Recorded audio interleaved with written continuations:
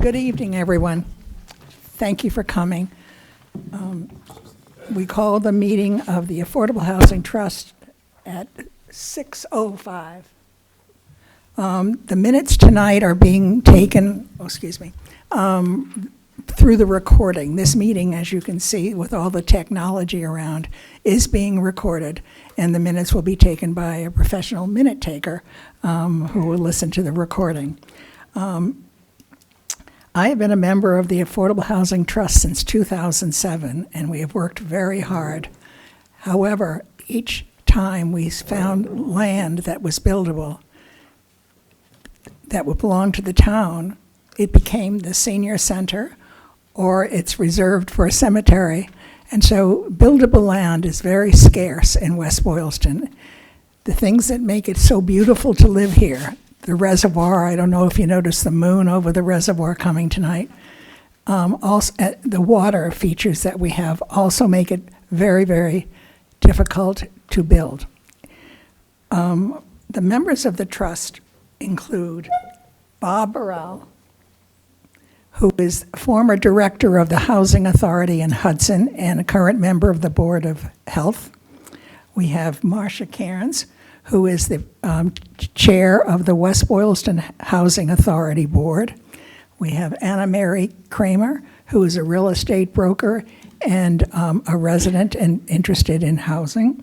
And we have Mark Frieden, who is a planning board representative. By statute, the planning board has a representative, and as well as the Board of Selectmen. So Mark is the planning board representative, as well as a member of the Board of Selectmen. And Christopher Ruccio is the representative from the the Select Board, I'm sorry. It's no longer the Board of Selectmen, it's the Select Board. So tonight's agenda is full. We will start with what's first on the agenda, which are the review and approval of minutes of the meeting of October 20th. Members of the board had the minutes emailed to them, and so I entertain a motion to approve the minutes. Mark Frieden, who will second it? I'll second it. Marcia Cairns will second it. Okay. Are there any additions or amendments to the, or omissions in the minutes? We are, on the written minutes, we had October 10th. The meeting was October 20th, so we will amend that. All right, if there's no further discussion, please vote by indicating by saying aye. Aye. Abstain. Aye. Thank you. And now also the review and approval of the minutes of the November 10th. Will someone, Anna Mary moves that we approve it. Is there a second? Mark Frieden will second it. Any discussion or additions? All right, well, signify approval by saying aye. Aye. I abstain. Aye. Aye. Thank you. Okay, now, we have, we have before us tonight representatives of two limited partnerships devoted to development, Crescent Builders, LLC, and SV Investment, LLC, who seek the recommendation of the trust to the Select Board to enter into a local initiative program to create affordable housing projects in our community. So it's very clear that the charge to us tonight, this trust, is whether we recommend to the Select Board to enter into a local initiative program. So we need to listen carefully to the applicants, consider the projects they have put forth, and decide whether these projects align with the goals and objectives of the townwide master plan of 2016, the housing production plan of 2018, and the housing needs analysis of 2017. All three of those documents are on the website. And one would hope that anyone coming before us had familiarized themselves with those documents so that they know what the preferences of the town are and what our goals and objectives are. What is a LIP? Well, the LIP is a state program, often called a friendly 40B, that encourages the creation of affordable housing by providing technical assistance to communities and developers who are working together to create affordable rental opportunities.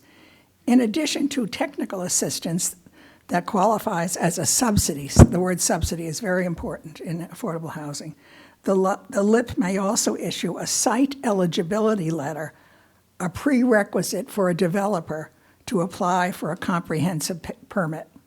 You realize that the comprehensive permit allows developers to bypass zoning laws and most regulations of the town.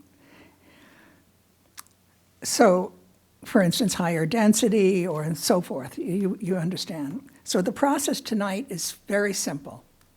The applicants will describe their project, and we're very grateful that they've come before us. And then following each presentation, trust members will question the applicant.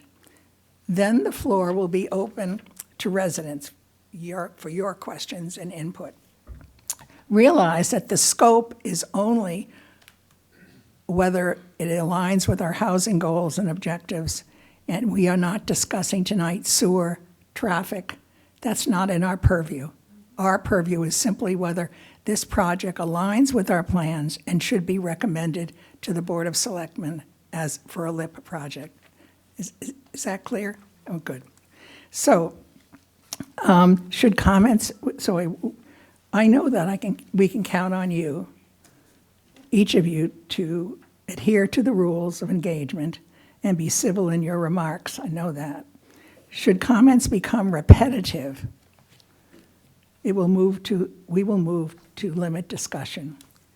Also, comments outside of the meeting purpose and charge, for instance, as I said, sewers and traffic, will not be considered.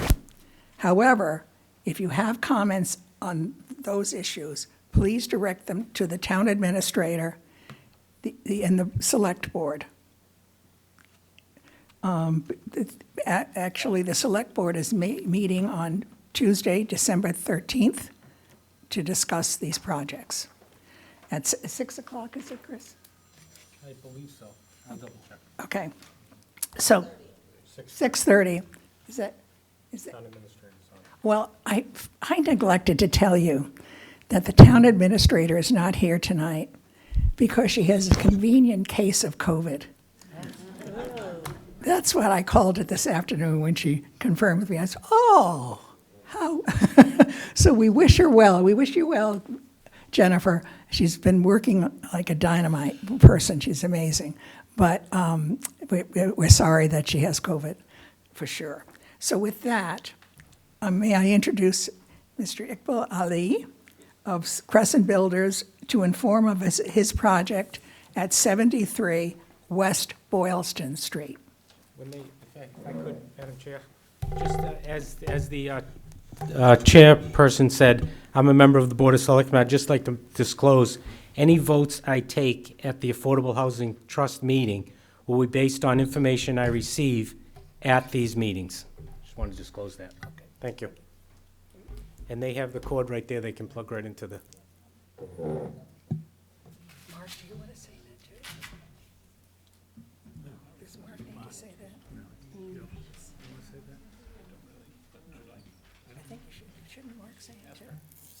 It's up to Mark. He got the same email, so. So here we go. Then I'll say the same thing. Pardon me? I will also say the same thing. Oh, one second, Mr. Ali, then. Mark, free. I will say the same thing, that all my decisions are based on being here, not my other affiliations with other boards.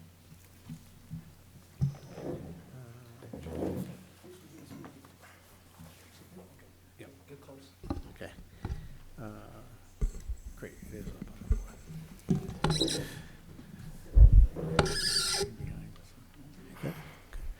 Good evening. My name is Dean Harrison. I'm the housing consultant for Crescent Builders.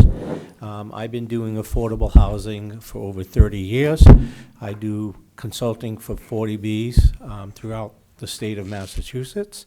I actually was in before you all, hate to say how long ago, but for one of Ollie's first projects here in West Boylston. So I'm here tonight to just talk a little bit about our project and a little bit of what our plans are, and we hope that you are receptive to that. We are proposing a 40-unit rental development with a breakdown of 8 one-bedrooms, 28 two-bedrooms, and 4 three-bedrooms. As you know, under the comprehensive permit law and other funding from the state, anytime you work with the state agencies, you have to have at least 10% of the units at 3 bedrooms. There is no way around that unless you're doing less than 20 units, or if you have a special needs population. So, but we do have the minimum amount of 4 3-bedrooms. Let's see.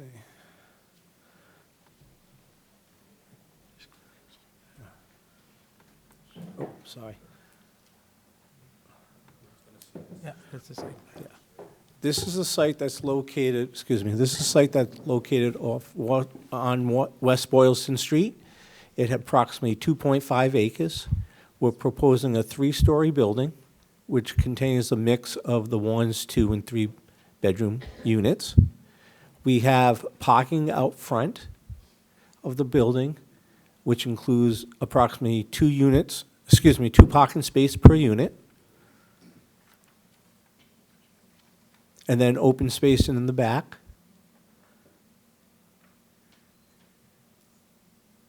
Yeah,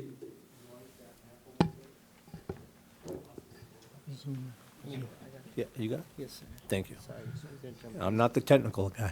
Here's full screen mode. There you go. Great, thank you.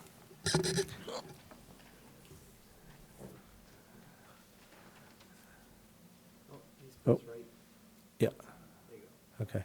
I do want to move on to, so this is basically just a site plan. I'm not going to get into a lot of details right now on the site plan, but I think the important piece is to understand it's a 3-story building.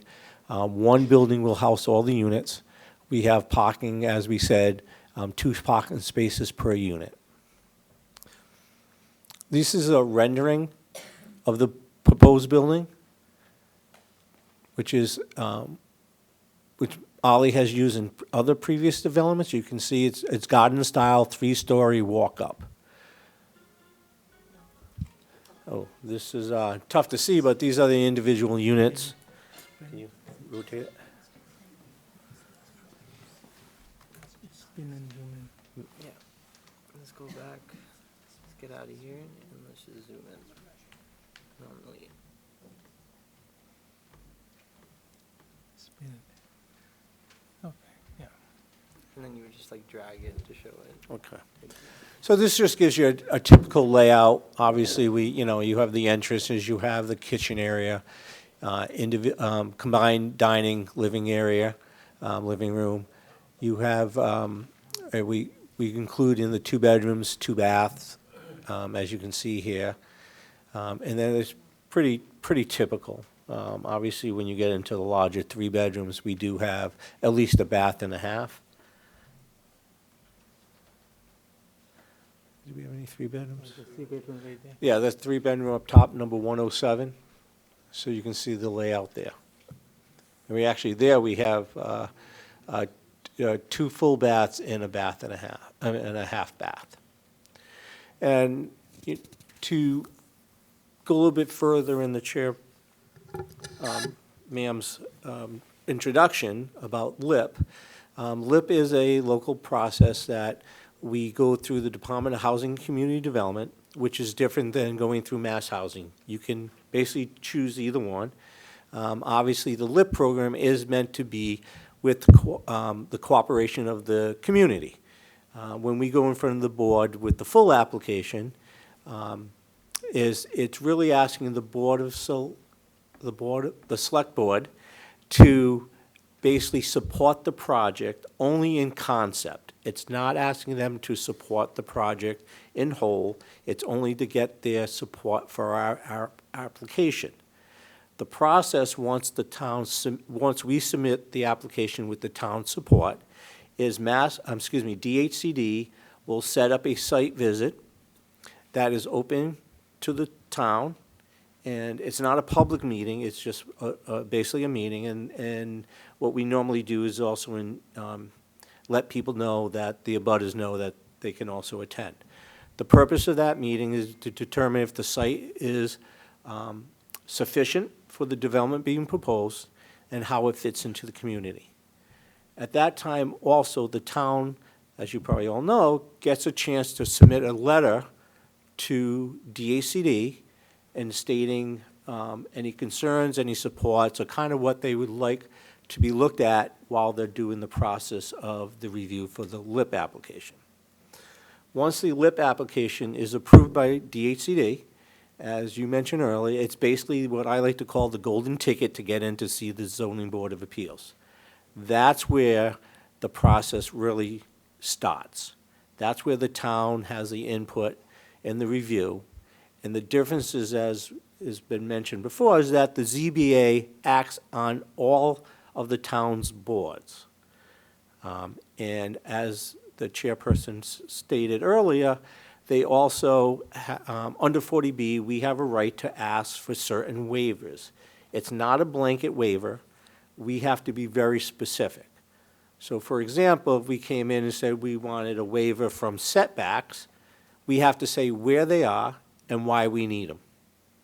So there's a little bit of misunderstanding or some miscommunication on exactly how waivers are asked for. Here we probably ask for a waiver of a subdivision because it's not applicable. But we will ask for a waiver from subdivision bylaws. We might ask for a waiver to allow the ZBA to make a decision as part of the decision instead of going to the planning board, because it's under the preview of the planning board. And it's items like that. So once again, I like the board to know, and I like the community to know, and the abutters to know, it's not going in and ask for a blanket waiver. We try very hard, and we've been very successful in identifying which waivers we need and why we need them. So that's a process. When it gets to the Zoning Board of Appeals, you basically have the Zoning Board of Appeals has 180 days to render a decision. Once a decision is rendered, it's up to the developer. If the decision is rendered with conditions, it's up to the developer to determine if those conditions are acceptable or not. If they decide it's not acceptable, they have a right to appeal to the Housing Appeals Committee, which is a agency under DHCD. And it's basically, where they will hear both sides of the town and the developer and will identify whether or not it was a proper decision or improper.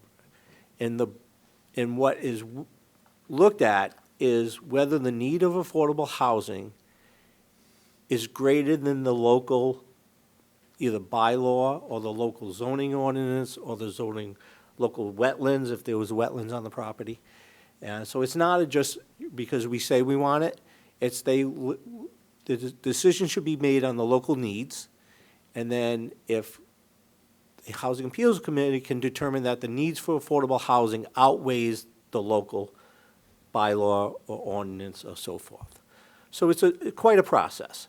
So this is really just the first step, and this is really the baby step, because we do need to obviously submit an application to the Select Board, and that's we have to go through that process. So the meeting next week is more of an introduction meeting.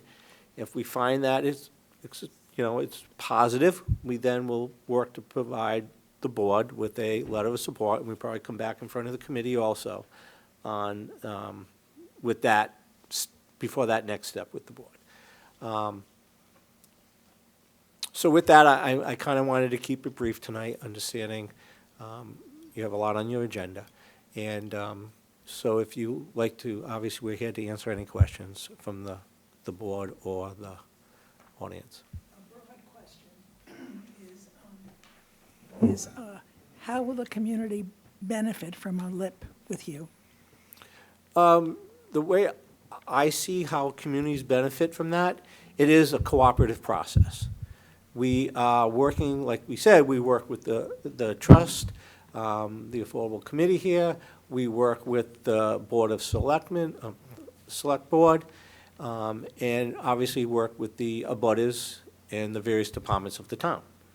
You know, obviously, mass housing process is very similar, but we don't have to basically take these steps. With a LIP, you're taking a little bit more of community support.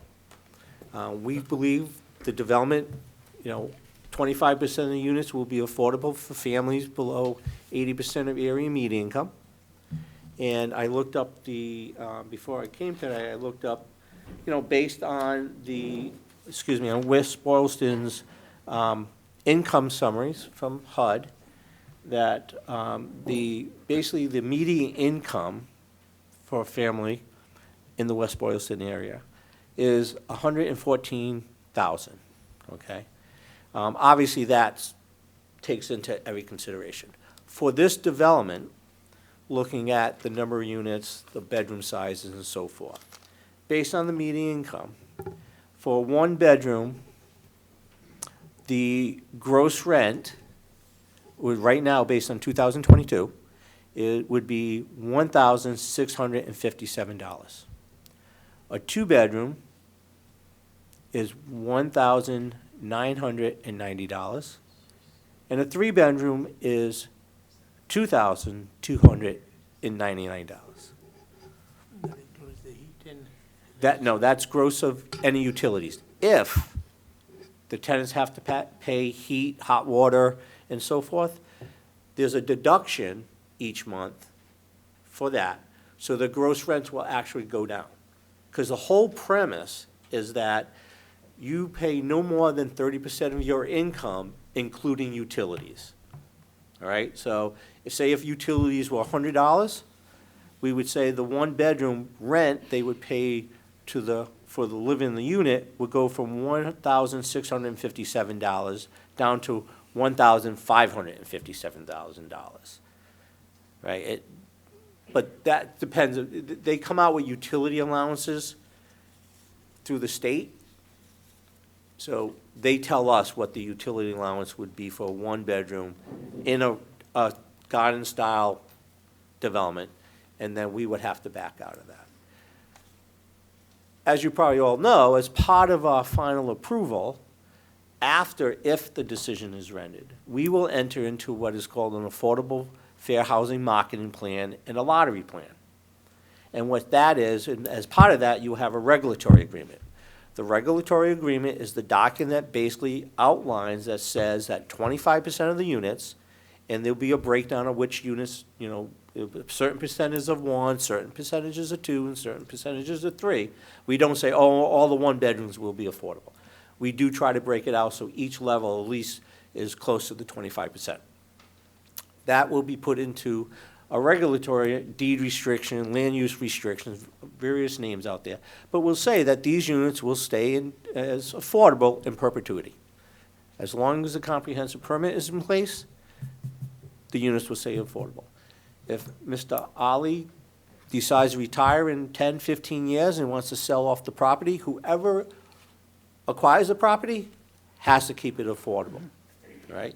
If they ever want to change, they have to come back to the town and ask for a change. And that's a whole different process. Haven't seen that happen. Most people that buy it with the restrictions on it. So at that time, with the Affordable Fair Housing Marketing Plan and the lottery, that dictates how we are meeting the needs of the community. Because as part of that, we will work with the community and come up with a local preference. Okay. Right? And the local preference is it used to be like you check the box and say, oh, we want a local preference. DHCD and the state agency got a little bit restrictive, and I think on the last project, it was when they first started, where the town had to show how and why they needed a local preference. And you have an active housing production plan, so as long as you have that, basically you get the local preference. And the local preference is up to 70% of the units in the first go-around, because we do this by lottery. So the first set of lottery that goes out, that's where you have the local preference. All right? After that, if you don't get 70% of the units, it isn't open to other peoples within the community or the surrounding neighborhood and the surrounding communities. But the whole goal is to give local preference to local residents. Or it could be firefighters, teachers who might not live in town now, or you have sometimes parents whose kids moved out of town or vice versa. So if and when this happens, we would work with your housing consultant or your town, whoever you want to put in charge, to actually do that. So one question that always comes up is about Section 8, public housing certificates. We cannot discriminate. If somebody comes to us with a voucher, mostly they're done with vouchers now, which allows them to get rent subsidy from a different agency or a different state, could be the local housing authority, could be a different housing authority. If they have a voucher, that they have to follow the same lease-up requirements as a market person. So we'll have credit checks, criminal checks, what else? They'll do landlord references, so forth. So as long as we do for market, do the same thing for the affordable units, but you cannot discriminate. That's the big thing. So if the person who has a voucher, meets all those requirements, we have to accept them, okay? Because that's a big misconception out there. But this is not public housing, as we all know it, because the residents here have to pay the full rent. So somebody has to be able to afford that rent of $1,600. So if they come in with only being able to afford, say, because of their income, only be able to afford $1,400, we don't take them, okay? So there's a big difference. That's the difference between public housing, where you pay a percentage of your income. If it's you have zero income, you pay zero. If you only have 100, you pay 100. And then the government makes up the rest, or whatever agency is providing the subsidy for the affordable unit. So I know I got off a little bit of the track, but I wanted to show you the whole picture of how this benefits the community. Because we're working with you, and we're working through the process of meeting the town's needs, and we believe our unit mix does. We're not heavily on 3 bedrooms, but we see a mix of needs of 1, 2s, and 3s, and we're required to do 3s. But we also see, because based on Ollie's other project in town, which runs, as you all know, runs well, fully occupied, great rents there, we see the same thing here. Oh, thank you. I will open it up for, I got a question. How many units are going to be handicap accessible and, or that fully handicapped for persons with a disability? We have to, by law, under state code, you have to do at least 5% fully handicapped accessible, all right? Per 504 regulations, which is a little different, it's fair housing, basically, that basically the first floor, because it's basically floor entrance, has to be all handicapped accessible. You do not need elevators up to the second floor. However, they do require door entries to be a certain size, door hardware to be a certain type of hardware. Bathrooms have to be designed for handicap, for like a wheelchair radius. Kitchens area, same also. You don't have to build them that way, but you also might have backing for grab bars in the bathrooms and so forth. So within the construction, you prepare most of the units, but by law, we have to have 5%. So on that, you have 8 one-bedrooms. So according to our housing needs, we have approximately 30% of the people in our community have a need for a handicap accessible unit.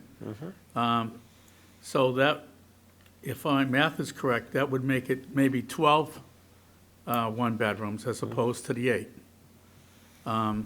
and I was just curious about that. Well, the other thing too is, I should say, is that's the minimum. If somebody comes in and needs an adaptation to the unit, we must make reasonable accommodations. So if somebody comes in and says, look, you know, they might not be in a wheelchair, but they're gonna have a hard time getting in and out of the tub, we need grab bars. So if grab bars aren't, we have to make a reasonable accommodation. So it even comes to a point sometimes, if there's not a shower stall, you have to somehow make it to where they can get in instead of a tub, make it in as a ramp. So, we don't have the final designs yet, so I can't say which units. We have some identified as handicap. But that's how most developers handle handicapped accessibility issues after the fact. If you're gonna be working with the town, one of our goals is senior housing, and for the most part, one bedrooms is probably the preferred senior housing. And again, I would stress that we should probably be looking at more one-bedroom units as opposed to the two bedrooms. There seems to, although on occasion, some handicapped people need a two-bedroom. Caretaker, yes. Will there be, therefore, will there be two bedrooms that are handicap accessible? Yeah, we do have to mix, we have to not just make them all one bedrooms. You know, normally we do put a mix in there. Usually, say if there's 5 needed, we do like one bedroom, 1 2-bedroom, 1 3-bedroom. That gives you 3, and then we'll decide whether or not to do 2 1-bedrooms or maybe another 1-bedroom and a 2-bedroom. You know, it really is up to the developer, and I'm part of the conversation with you all, the ZBA, the consultants that the ZBA hires to review these.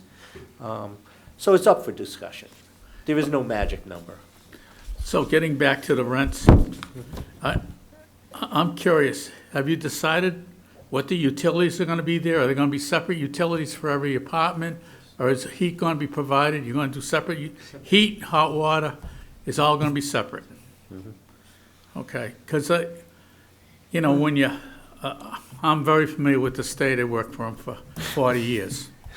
And I know the utility allowance that they allow is not what the utilities are in a unit. So my concern then is these rents are not going to be very affordable to a lot of the population. In fact, I'm not sure what the FMRs are for the Section 8 program at this point. We're in Worcester County. Yeah. And they're much lower than the Metro or Boston area, generally. And I'm not even sure that a person with a Section 8 voucher could even get into this complex. They do. I mean, this isn't the first time. I mean, we can get data from Ollie's project right up the road. That's affordable, that's 25% affordable. We can see about the utility allowance that are being charged now and which ones they're using. There is ways to actually do actual utility benchmarking and stuff like that. It really depends. Yeah, back to the bedroom distribution. Yeah. How are you going to determine which units are going to be 80% of medium, or which in your bedroom mix? We have to do what is called a stacking plan, is basically identified which units are going to be affordable on which floor. It's going to be equally distributed, and as part of the fair housing marketing plan with the state, we will have to give them a plan, and they approve the plan usually, and we usually provide it as part of the review process with the permanent fair housing marketing plan.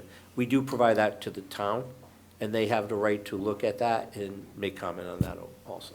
So they're usually distributed equally. So you can't put all in the back, you can't put all near the dumpster. Well, So- putting 3 bedrooms on a 3rd floor is the noise that just, but that's the questions I had at this point. I have a question. Yes. You've got the 3 different monthly rents. What are Yes. the square footages of each? Is that on the plan? I think it's a rough calculation right now. One bedroom usually it's around 800 square feet, 800, 850. And the two bedrooms are like 1,200 square feet, and three bedrooms are close to 1,400 square feet. It's not bad. Yeah. That's what we have it here. How many will be on each floor? How are you going to decide? Because if you have someone handicapped, they probably, where you have no elevators, Yeah. they would have to be, I would think, designated for first floors. Yeah, we're trying to get to the floor plan. Where's our technical guy? I got you. What we wanted to look at was right here. Just, yeah. I keep skipping. Yeah, we do have a mix across, and usually the architect will take the number of units per bedroom and try to evenly mix it around. You're not gonna put all three bedrooms upstairs, and up in the third floor and all on the first floor, and vice versa. I understand the cost of course. elevators, but is that the only, I mean, I would think if you're going to have 40 units with 3 floors, you'd want to have elevators. Why did you decide not to? I mean, a lot of it has to do with just personal preference from various developers. Some developers, under state law, unless it's 4 stories or higher, you need an elevator. 3 stories and under, you don't, Okay. right? There is a cost aspect to that. There's a ongoing maintenance aspect to that. And space. Yeah, and space. But- I have an answer for that one Yeah. also. I had a meeting with the fire chief this afternoon, and we were going through, I was asking him, can I go 4 floors? So we can have an elevator. He told if I have 4 floors, town doesn't have the ability for the fire services to do it.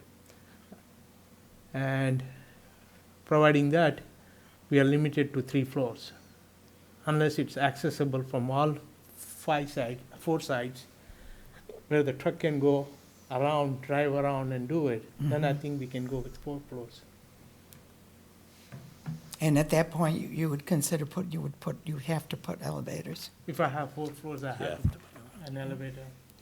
Obviously, it's truly just a site design standard too, and working with the town, you can go up, and obviously you have a smaller footprint, so you change the density there, but then we also look at the neighboring abutters and so forth, how does that affect them? You're all at ranches having 4 stories, versus 3 stories. So there's no right or wrong answer. It's the design professionals that help us determine that. Thank you. If I understand correctly, the dream of having affordability at 50% or 60% is not on the table. I would say nothing's not on the table at this point. It comes down to whether financially the development can maintain that. We can have discussions about it, and obviously we're open to it. I mean, I've been in affordable housing, like I said, for a long time now, and we have seen different things. And I understand that communities want to reach a variety of housing types or income types. So usually when we see something like that, the town will offer something through CPA, some money to help offset that. It truly is just negotiation back and forth. That's what it comes down to. Some developments, some other affordable developments that go through the state and get state funding can afford to do that. And those are usually the ones that have the mixed incomes. These 40Bs that have done as friendly 40Bs without other subsidies involved, it's very hard to get them to have staggered income levels. But it is open. I'm working in Medfield right now, and they had, the trust had some money to put in to basically help break down the affordability. They had serious money. Huh? They must have had serious money. They're putting $400,000 into an 8-unit project, Yeah. and they're getting 2 How units. many units? 8 units. And they put $400,000 in. So, I worked in Plymouth before, the town of Plymouth, now this is going back, the Housing Authority spun off a nonprofit. They got CPA money, they got about, and that, they had it, Plymouth had it.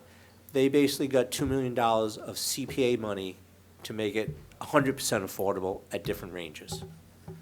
So, it really, that's why I said, it's up to the community, and unfortunately, but, like I said, if you're looking for 1 unit, 2 units, it depends. It depends. So, I alluded in our introductory remarks about the 3 documents that volunteers in the community, I see many volunteers here who had worked on the townwide master plan and worked on the housing production plan. And one wonders why we did it, because do you consult that? Do you look at? I This don't is- do I'm putting you on the housing spot. produ- so- No, I don't do housing production plans. I've worked with people who do one, and I actually think. No, but I meant when you were coming forth with Mr. Ali and this project, was there any thought of looking at those documents to see what local people had? I have not produced? had a chance to go through those documents yet. I- But I was involved with the original affordable housing production plan when it was done a while back. A while back. 18, What was that? 2008, 17. It's 2017. 17 Yeah, yeah. So originally, I mean, and really, it's like, each community is different, so I don't like to go in and say, this is what we expect we're gonna give you. We like to go in and say, this is what we're proposing, but we're open to ideas and suggestions. And that's how we got to, and a very controversial 40B before. I think we did a very good job working with the community to get 94, Main- 92. yeah, 92, sorry, to get that done. I know, and people are very satisfied with that building. Yeah, yeah.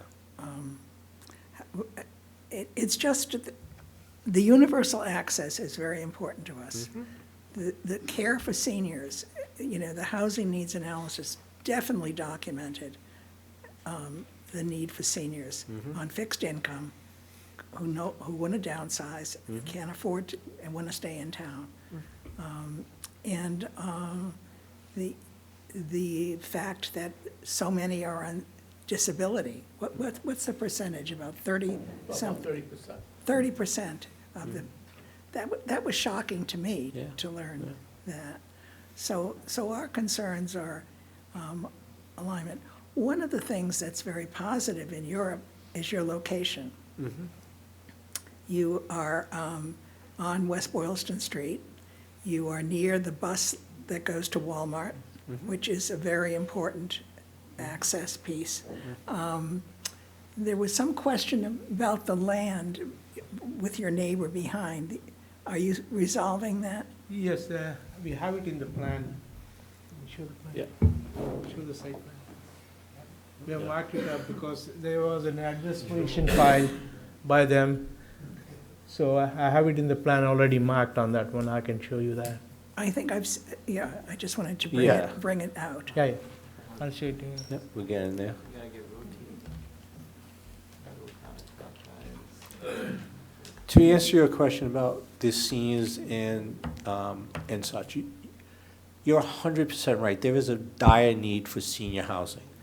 Unfortunately, these developments can't basically solve the town's need. Those housing units, and I've been involved with them, take a lot of subsidy, because you're right. I mean, you're going from a market, affordable rent for $1,600. The best they can play, and I think somebody's on the board from the Housing Authority, you know what the rents are for, $200, $300 a month. If they have a project base or they have a subsidy or something, maybe you don't get any subsidy. So they're paying, and the operating, you've been I through do. it. So, and so there's that special population and special age. Now, most of the senior housing too can either be at 55,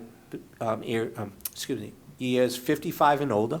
It can be 62. It can be 65. 55 and older, for people that would be living here, would be people who don't want to own a house, but could still pay full rent and live there. So you will get some but you're not gonna get the ones who are on Social Security, disability, unfortunately. And those are the ones that need it You're right, desperately. yeah. And that's the programs that you really need to get involved with the state and get, and basically, that's where a town can identify a property, get control of that property, find a developer who will go out with an RFP for just senior housing and work with the We've state. been working on that for about 10 years. And I've worked on it previously, yeah, correct. It's the land issue. We don't have land. No, it's very hard, very hard. Would you have any other comments? Yeah, my answer, Barbie? Mark's got a question. Mark?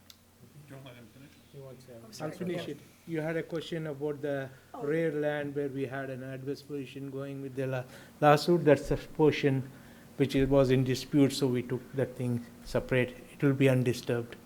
Undisturbed. And the abutters appreciate that. Yeah. That's why they wanted it. Mark? My question Thank was about you told us what the affordable rents are. I was wondering if you had established your market rate rents. It may be, for a one bedroom, it will be like 1,600 something. Same? No, one bedroom will be 1,650. But when he's telling a one bedroom Affordable. affordable, he's telling, but after you take the utility, it comes down to 1,350, something like that.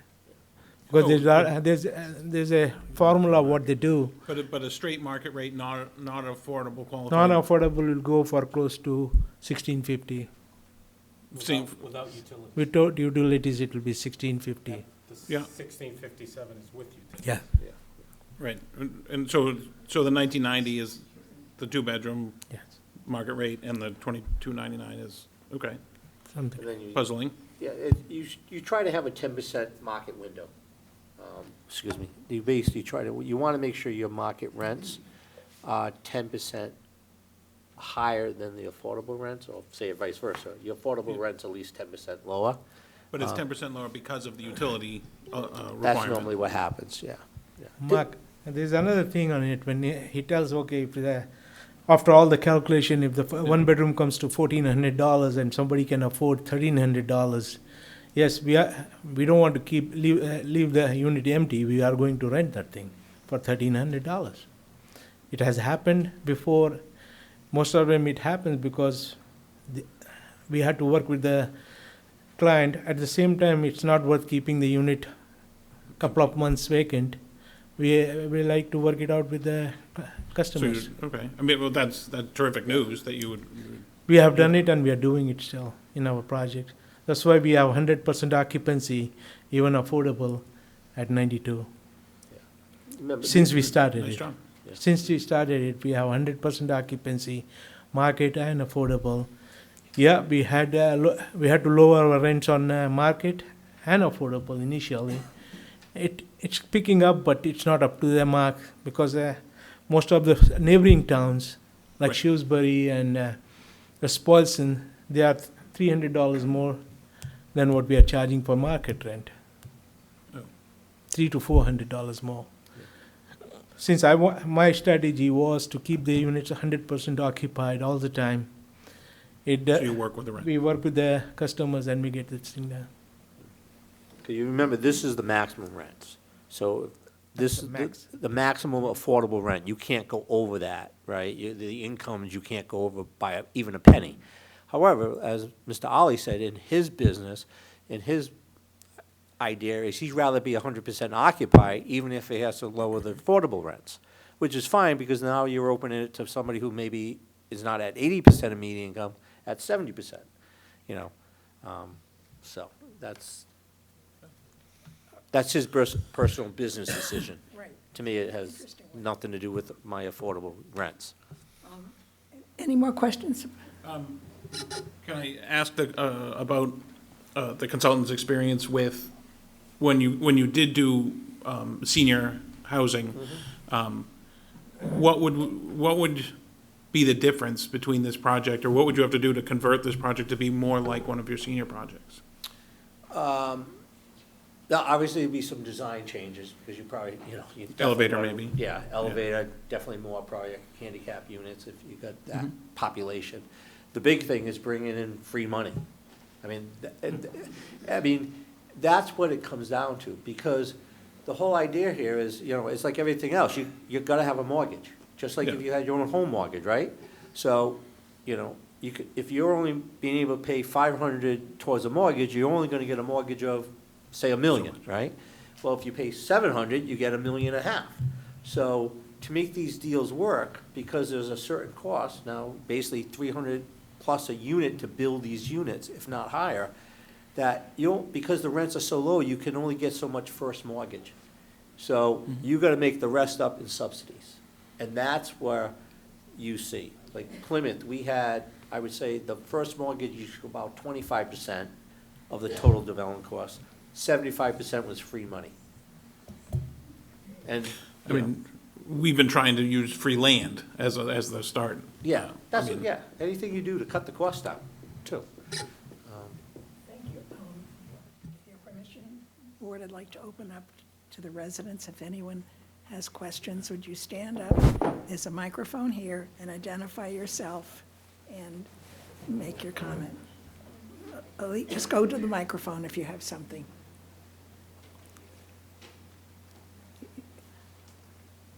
Elisa Wellington, I'm a former member of the Planning Board, and I live at 66 Malden Street.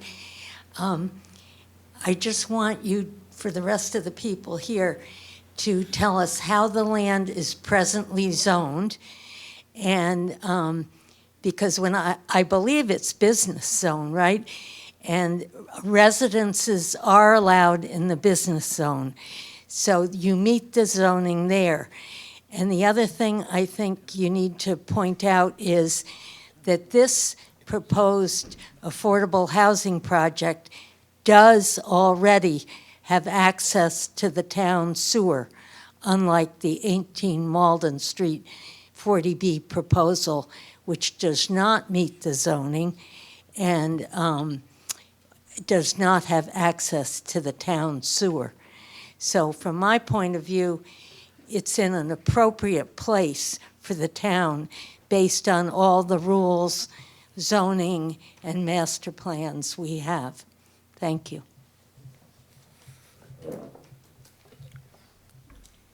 I haven't done the sewer thing on it because it was done in a quick way to get these plans submitted. At the same time, last time when they did the sewer calculation in 2017, I think we had capacity for it, unless that capacity has gone. I think they had some capacity of sewer, but I'm not sure. But it's in the street in front, is that's true? The sewer is right in front of the street, yeah. So as part of the zoning board approval, if we get to that point, we'll do the peer reviews that they will make us do. And then, obviously, our engineer will talk to the peer review engineers, and they'll work out, make sure there's enough capacity, water capacity, enough pressure there to, address the fire safety and such. So it's, like I said earlier, this is a first step, and obviously we want to work with the town.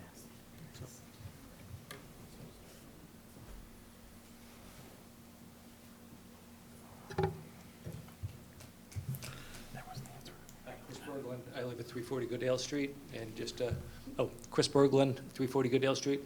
A couple of questions. I know you're a very experienced developer. One of our, I believe it's our master plan calls for, when we are encouraging this type of housing, to look for projects that also employ some smart growth principles. And perhaps you can just talk about some of the, I think you hit the buttons on a couple of them. You're in a district that has accessibility to regional transit, close to grocery stores, commercial areas. But perhaps some of the building techniques that you've used in your projects that are sustainable, green, energy, because that's, I think, something that we'd like to hear about. Thank you. Ollie's also a builder, Crescent Builders, and he will be building the project, so I'll let him address those. Basically, we are trying to keep it all most energy efficient as possible. Like on the heating units, we are using heat pumps like we used in the previous project, and the utility bill was really well efficient for the people who are living there. Because of the heat pumps, we are not having big amount of electric bills. As all know that all the insulation codes and everything, we try to keep it up to the max so that we are not having any heat loss in the whole building. And utilities also at the same time, all the lights and everything is all LEDs. That's what everyone is doing. I will look into it if I can do more about it. It will be more efficient and better for me for marketability.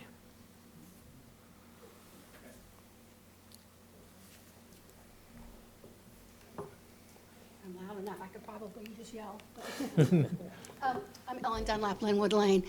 Because in our planning, we're trying to maximize the minimum amount of buildable land that we have, how did you go about calculating the size of this unit? And did you consider making it larger? What were the limitations that you were working with to settle on these number of units? That really comes up to what we say is the design professionals, the architect, the engineers look at the site.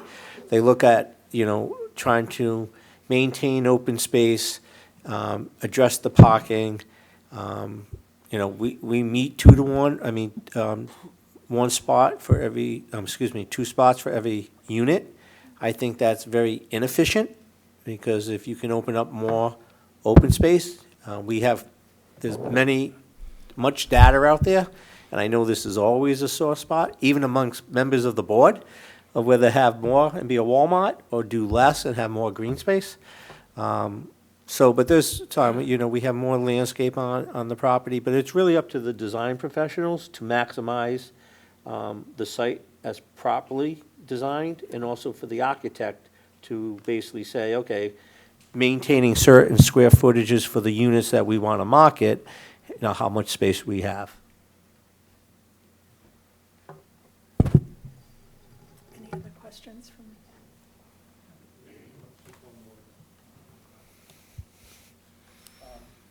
This just addresses your earlier comments about local preference. Senior, is there a way that can be factored into that 70%? And it sounds like that's only an initial lease-up, or is that ongoing throughout the term of this project? Yeah, great question. Not the easiest to answer. The one thing we all have to be aware of is fair housing law. And actually, under fair housing, you cannot have senior housing. You can't just designate housing as senior housing. Under the law and how it's done in Massachusetts, you have to provide services to the seniors within that development to basically be able to say it's designated as senior housing.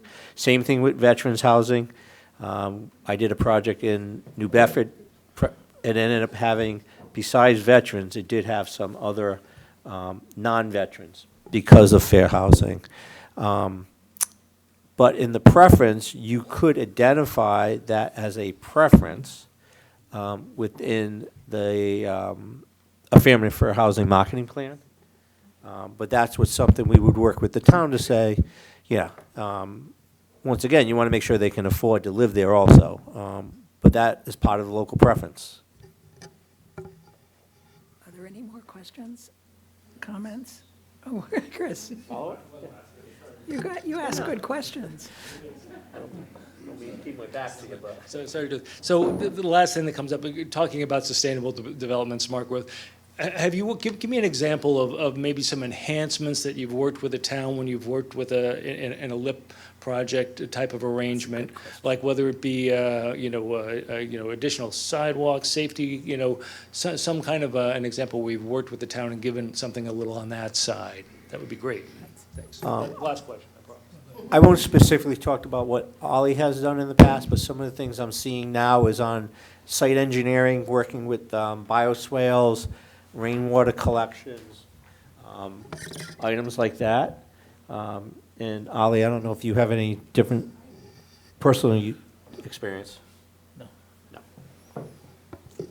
Well, you know, I mean, sidewalks, Yeah, sidewalks especially on Route 12. Well, we did do sidewalks on the other project. Right.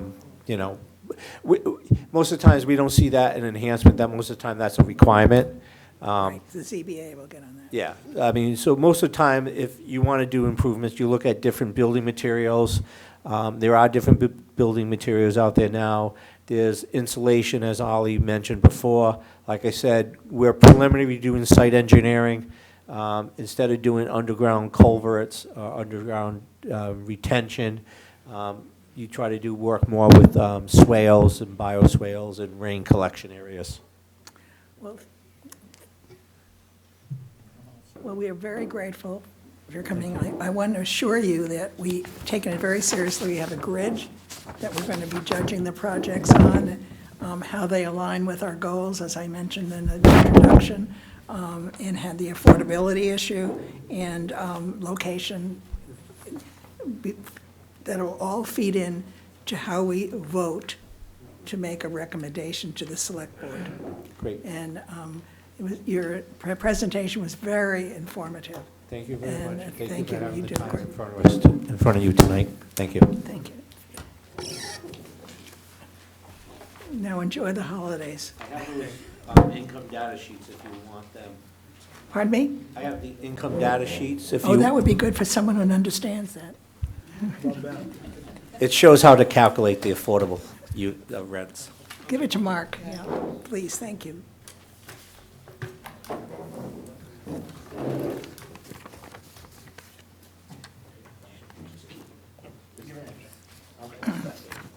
Yes, thank you. For members of the audience, I do want to assure you that we do have created this grid sheet, and you may take a look at it after the meeting, about how we will make our decision. The decision will probably be made on, oh, I'm sorry, thank you. The decision will be on a meeting on Monday, maybe by Zoom. We're not sure whether it'll be Zoom or in presence, but we will discuss it. But now we will go to the next project. Mr. Venacasa?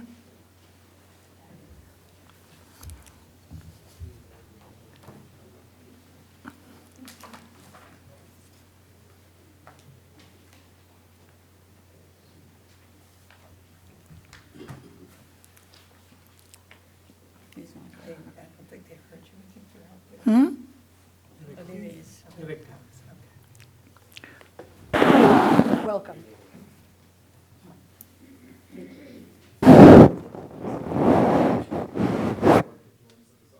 Sure. Do you have a thumb drive or anything for? No, we didn't. We emailed the plans over to Jen. Jen, right. Maybe over here. He sent me a plan at 10 minutes before this meeting, as I told him. Oh, you sound like one of my children. I actually turned the paper in, I know I did.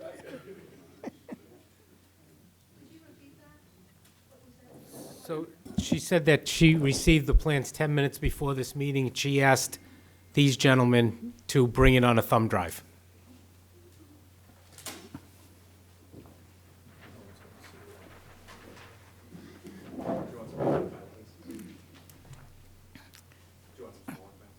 Yeah, definitely. Did she send it to the whole board? She sent it just 10 minutes before the meeting. Thank you. Thank you.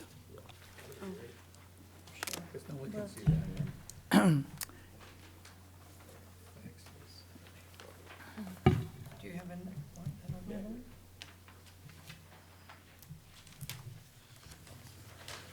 Yeah, Thank you. thank you.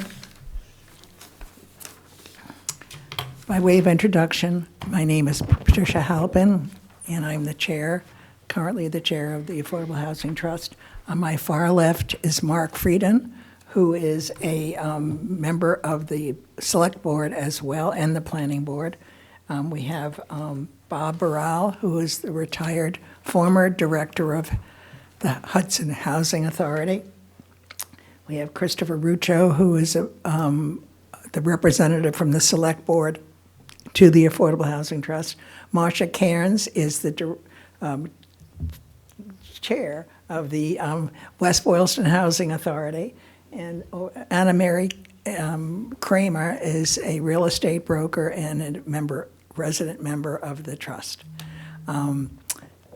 We are gathered tonight to listen to your plans. We want you to know that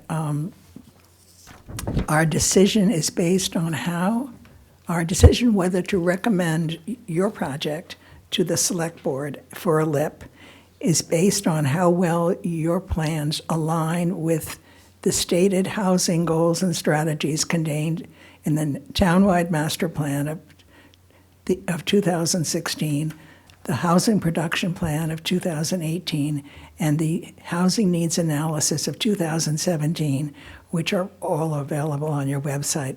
And I'm confident that you read them all prior to getting your project together. So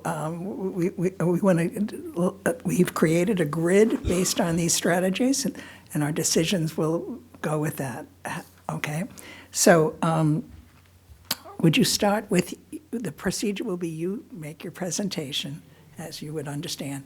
The trust will ask questions, and then the community ask questions. My name's Stephen Benincasa.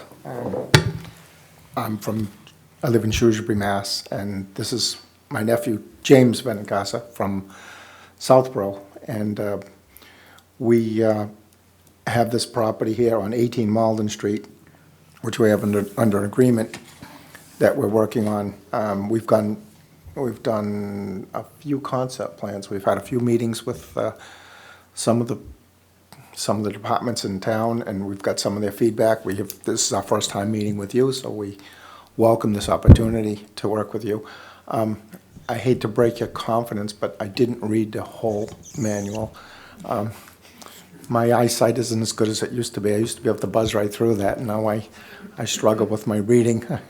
I read basically on an iPad and a Kindle, so I can blow it up bigger. But in any event, we have modified the plan a few different times based on some of the comments we've gotten from some of your department. We met with the fire department, the DPW, and we're. Good for you, Chris. This is a concept plan, and we'd like to think that this is a floating plan. It's a plan that, people look at it and they'll say, why it's too dense, or it's not, why is we do a plan that works for us and for our clients, and so we have to make sure that we have enough open space, we have enough amenity areas, we have enough parking areas, and so that there is no public safety issues. And we believe that this plan does meet that criteria, and we believe that we could do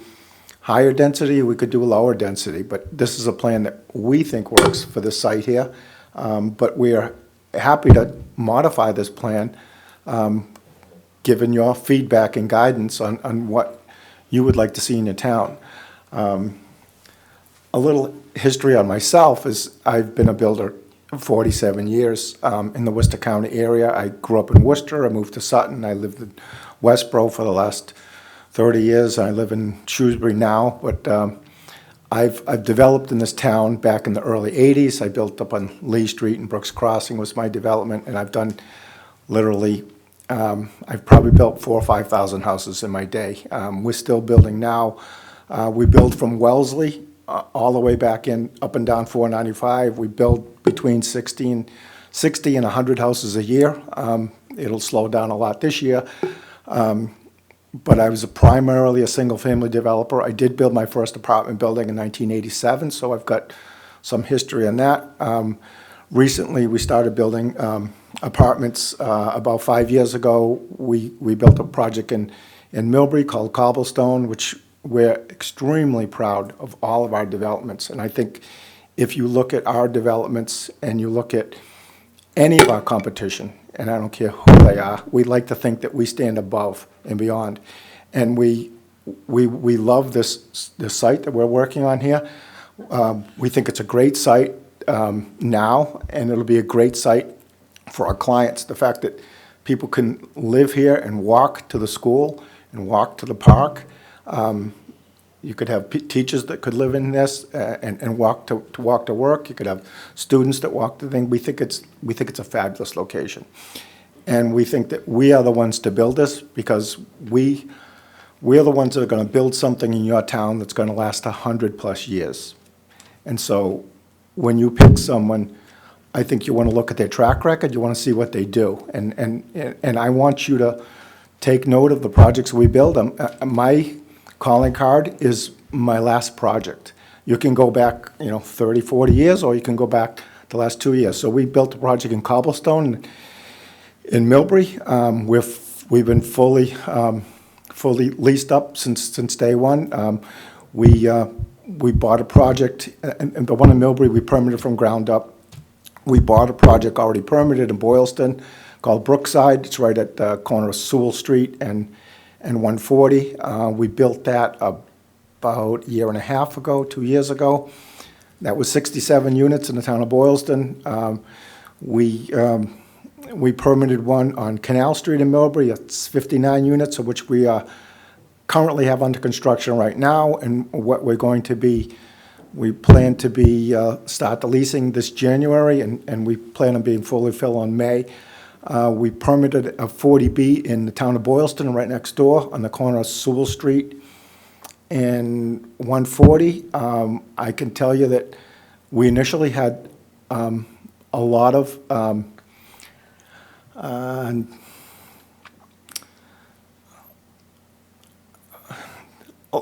concern about what the project was going to look like, how it was going to work out. It was a 40B. And I can tell you that we worked with the town of Boylston, and in the end, we've got a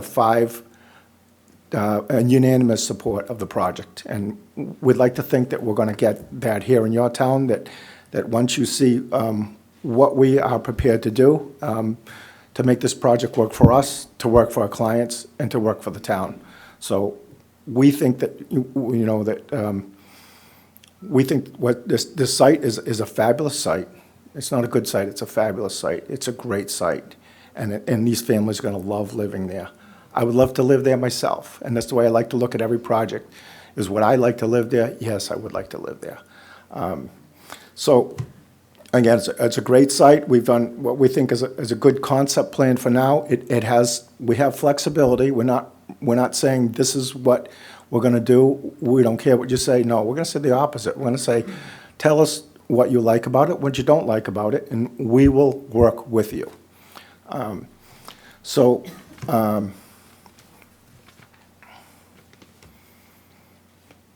what we've got here proposed here is we've got 3 buildings of 192 units total. And you could say, why did you do that number again? Why did you do more? Why did you do less? West Boylston is a small town, so we tried to keep the number under 200. What's that? Yeah, it's under 300. Under 300. Under 300. Under 300, yeah. So this site can accommodate more. If it was in a different location, we might have proposed more, but this is what we think is appropriate for the site. These buildings are 4-story buildings. They are elevated buildings. So the difference between an elevated building and non-elevated, the elevators are very expensive, but they're very accommodating to people with disabilities and to senior housing. So, there's days when I can run up and down the stairs, and there's days when my knees don't feel so good, and I want to push a button. So we find that most of our clients tend to be people just starting out, young kids in their early 20s, and then we find out there's another whole group that's people in their 60+ that are downsizing, they could be through widowers, it could be through divorces, or it could be they just want to downsize. Simple as that. So we have a number of senior people living in our communities now, and we have a number of young people. And then there's also there's people that are transit, people that are just moving into the area, waiting for a house to build, or they just sold their house, waiting for a house to be built, or looking for a house. So we've got a variety of all these things. They do not tend to attract families with children. We do get some children, but the children, the numbers are way, way down. I think in the 67 units in Boylston, I think we only have like 2 school-day children in there. It's extremely low. Now, I will preface that we do not have any 3-bedroom units in there. So this being a 40B, we're going to have 10% 3-bedroom units as required by the state. The other numbers, we typically would do 55% 1-bedroom units, 35% 2-bedroom units, and 10% 3-bedroom units. So that we could change that number. The 10% 3-bedroom is required by state law, so that's a number that's not going to go down. The other numbers, we can float those numbers back and forth. So, so the other thing is that this plan here, that it's a little hard to see. I'd sort of show the audit. Oh, I guess you can see it on the board there. Okay, yeah. So the smaller buildings that you're looking at, the 2 on the left and the group of 6 down below and the ones over, those are garages. Those are single-car garages. They're stacked single-car garages with 7-foot high doors. So they're not a commercial garage. Those are residential garages. So what we find is this: some people, value their car as their baby, and they think and they want to keep it out of the weather. So we give an opportunity that they can keep their car out of the weather. They can also use it as some overflow storage, and also we do accommodate a bike locker room inside the main buildings, but they could also lock their bikes separately in their garage also. So those are the things that we're seeing that's happening. And there's some people that they want to use their garage as a storage bin, and that's fine too. But that's a separate thing that they opt to do or not to do. It's not a garage for every space. I'm not sure how many garages we had on there. 73 garages. Okay. 73. Yeah. And again, these numbers can flex back and forth, but this is probably a 3rd or 4th concept plan that we did for the site here. So and we like to think that we get a little bit better each time we tweak it.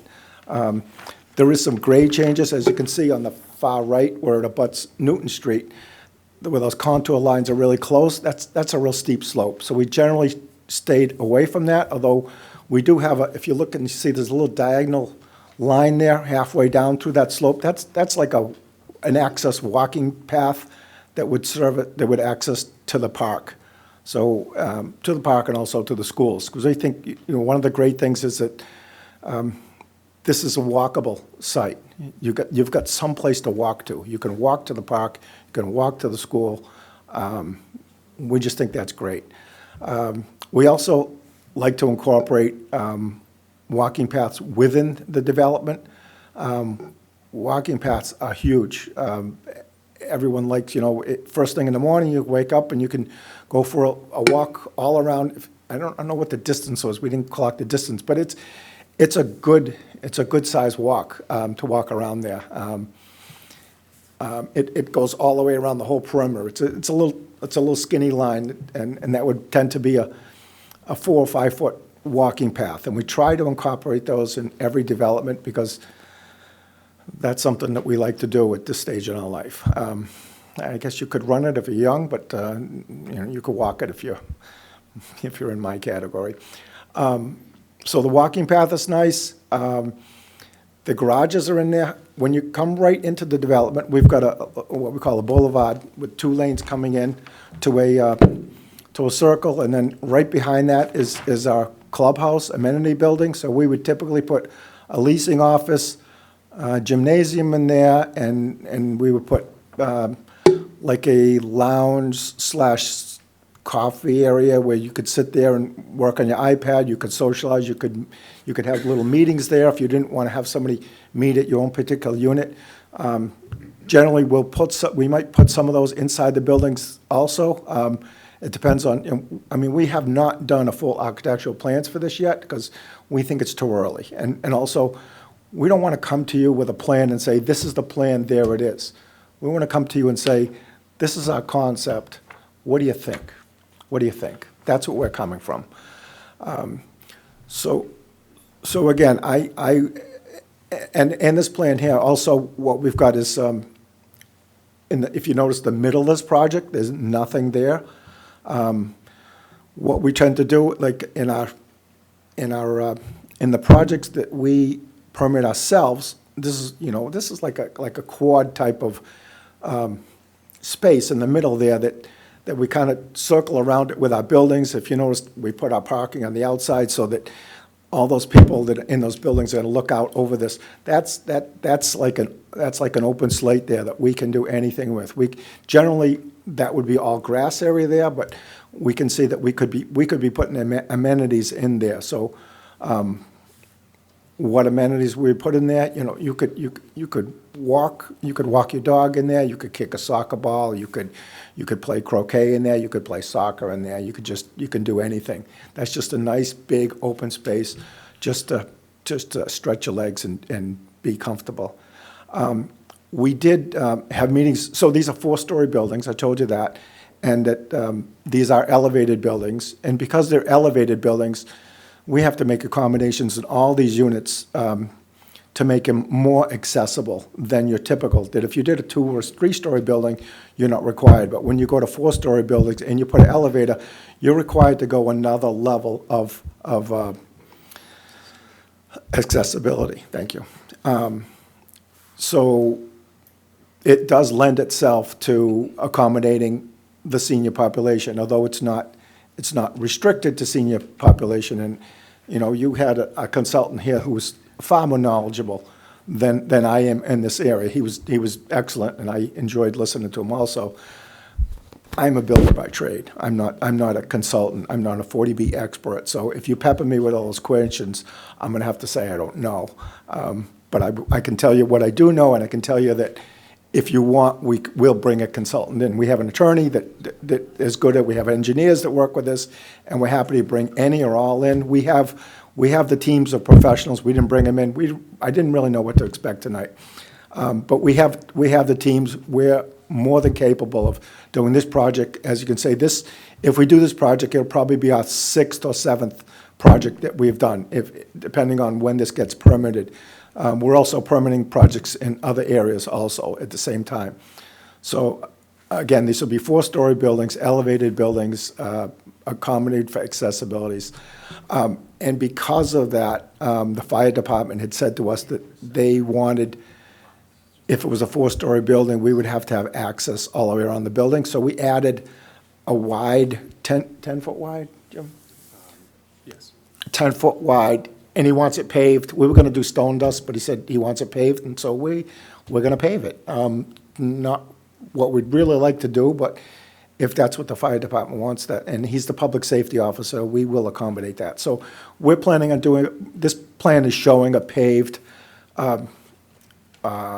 access in the front of the building. Of course, all the back is all access parking lot, so it will meet the fire department's criteria. He'll be, obviously have more input along the way, the same as your DPW and your police department, but these are some of the feedback that we've got thus far, and we've tweaked our plan for that. We have this site is serviced by town water and town sewer. I don't know if there's gas here or not, but what's that? I'm not sure. Yeah, we don't know if there's, but what we're finding right now is we're actually building a building in Millbury right now where we have natural gas right in front of the street, and yet we are doing all electric. So that's the trend now, and I never thought I'd say that, because I started out my career in the 70s building all electric houses, and the word on the street was that nuclear power was coming in, and the electricity was going to be too cheap to meter. Well, we found electricity was not too cheap to meter. It was extremely expensive, and it was not very efficient to run. But now things are turning the other way, and so we're designing a building in Millbury and we're getting some government rebates, which is helping it, but the equipment is much more expensive. But we're putting electric heat pumps in that building, and I would imagine we'll be doing electric heat pumps here also. We do have energy experts who do our analysis on our buildings, and we work with state codes, federal codes, local codes, and also we're building these things to be efficient for our tenants, to be low maintenance. The buildings are all super well insulated between the windows, the cladding, the siding, the icing, and the roof. They're all equipped to accommodate solar. We're not sure if we'll be putting solar. That's another thing that our energy experts will do an analysis on it, and they'll determine it will be equipped to put solar, but whether we put solar or not will be another question that our energy consultants will have to deal with at the time. They'll take into account the price of electricity, and there's a whole set of guidelines that we meet. We get so many credits if we do heat pumps, so many credits if we do solar, so many credits if we do greenness. We will be putting electric car charge stations. So far, we're only putting probably 3 or 4 per building. 5 or 10 years from now, maybe we'll have 40 or 50 per building. I don't know. And that's something that, we're not just loading up the whole place with electric cars, charge stations that won't be used, because they're expensive to put in. So we don't want to put expensive things in that are not going to be utilized. We will be putting a dog park here. Probably 40% of our customers have dogs. They love their dogs. I don't know how many people here on the board here do, but I bet 40% of you guys have dogs. So we do really nice dog parks, all fenced in, and we put nice little amenities in them, and they're real nice. They're real nice, and some people move there for the dog parks, believe it or not.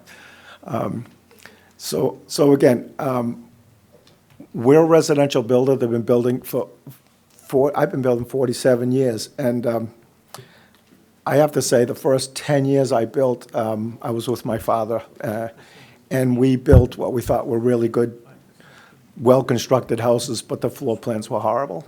Our colors were horrible. Then I got married, and my wife is in my business now, and I have 2 daughters also, and now we've got my daughter and my wife help me with the design touches, and so when you come look at my houses and my developments, and you look at the colors, and you look at the fit and finish, and you look at the inside of them, you're going to know a woman did it, I'll tell you that, and you're going to like them. You're going to like them a lot, because they do a really nice job. They are phenomenal. And I say, and I'm going to sit here and tell you that I have nothing to do with it, but they're part of my team, so I'm really proud of the team that we do have. I do work with another group of guys who are framers, so we're framing. I have an extensive background in doing site work my whole life, so I got a little bit of engineering experience, so I've got a lot of hands-on in this project. When you look over here and you see me, I'm going to be the guy that's going to make a lot of the choices and decisions here. You're going to see that we have a great design team. You're going to see that if we get this project permitted, that we're going to build a beautiful project in your town that you're going to be proud of. And I say that with conviction, and I want you to look at my projects that I build. Look at the houses we build. Look at the developments we do. That's my calling card. I talk the talk, I walk the walk. So I think that's about it. Chairperson, I've got a couple of questions. Yes, sir. I heard you talk about the site and everything, but I haven't heard you talk about the rents. So we are, this is a 40B, so we have a choice. We can either go 20% and go a lower, 25%. We can go 20% and go lower rent, or we can go 25% and go a little bit higher rent. Generally, we've been doing the 25 formula. I think that's an option that I think we have. So we've been doing the 25%, so it'll be 25% affordables, which will be the same rents as the gentleman before here. I think it's like $1,500, $1,600 for a one bedroom. It'll be the same. Yeah. I mean, he gave his numbers here, and what our numbers are a little bit different, but I think he maybe took into consideration. We have to take into consideration what the utilities are here too. So It's around the 1,600 for the one bedroom and around the 1,700, 1,800 for the two bedroom. And I don't want you to hold me to this. This is just generally. And it's about 2,200 for the three bedroom. So that, and then the market rate units will be another whole thing. That's market rate. So those market rates have been going up over the last few years. We're going into a correction, and I can see those rents probably coming down a little bit. So I don't want to say what the rents are going to be, because we're projecting probably 2 to 3 years out before this is all permitted, built out, ready, and built. So we will be following the state guidelines, and it will be 25% of these units will be regulated in perpetuity, just like the other gentleman here said. So that's the law. Pat, can I ask a question? Can I ask a question? Sure, of course. And they're always going to be rental? Yes, sir. Okay. And so you're saying that the market rate rents are different than the maximum affordables? Oh, yeah. I mean, just from the previous presenter was, this is the rent, and then they're deducted by about 10% due to utility requirements. That's the About affordables. 10%. That's the affordables. Right, the affordables would be, but your market rate units are going to be more expensive than that, than Yes. what he was talking about. Yes. This is going to be a really attractive project. This is not an entry-level project at all. So, again, this is a project that I could live in tomorrow, that you could live in, honestly. Tomorrow?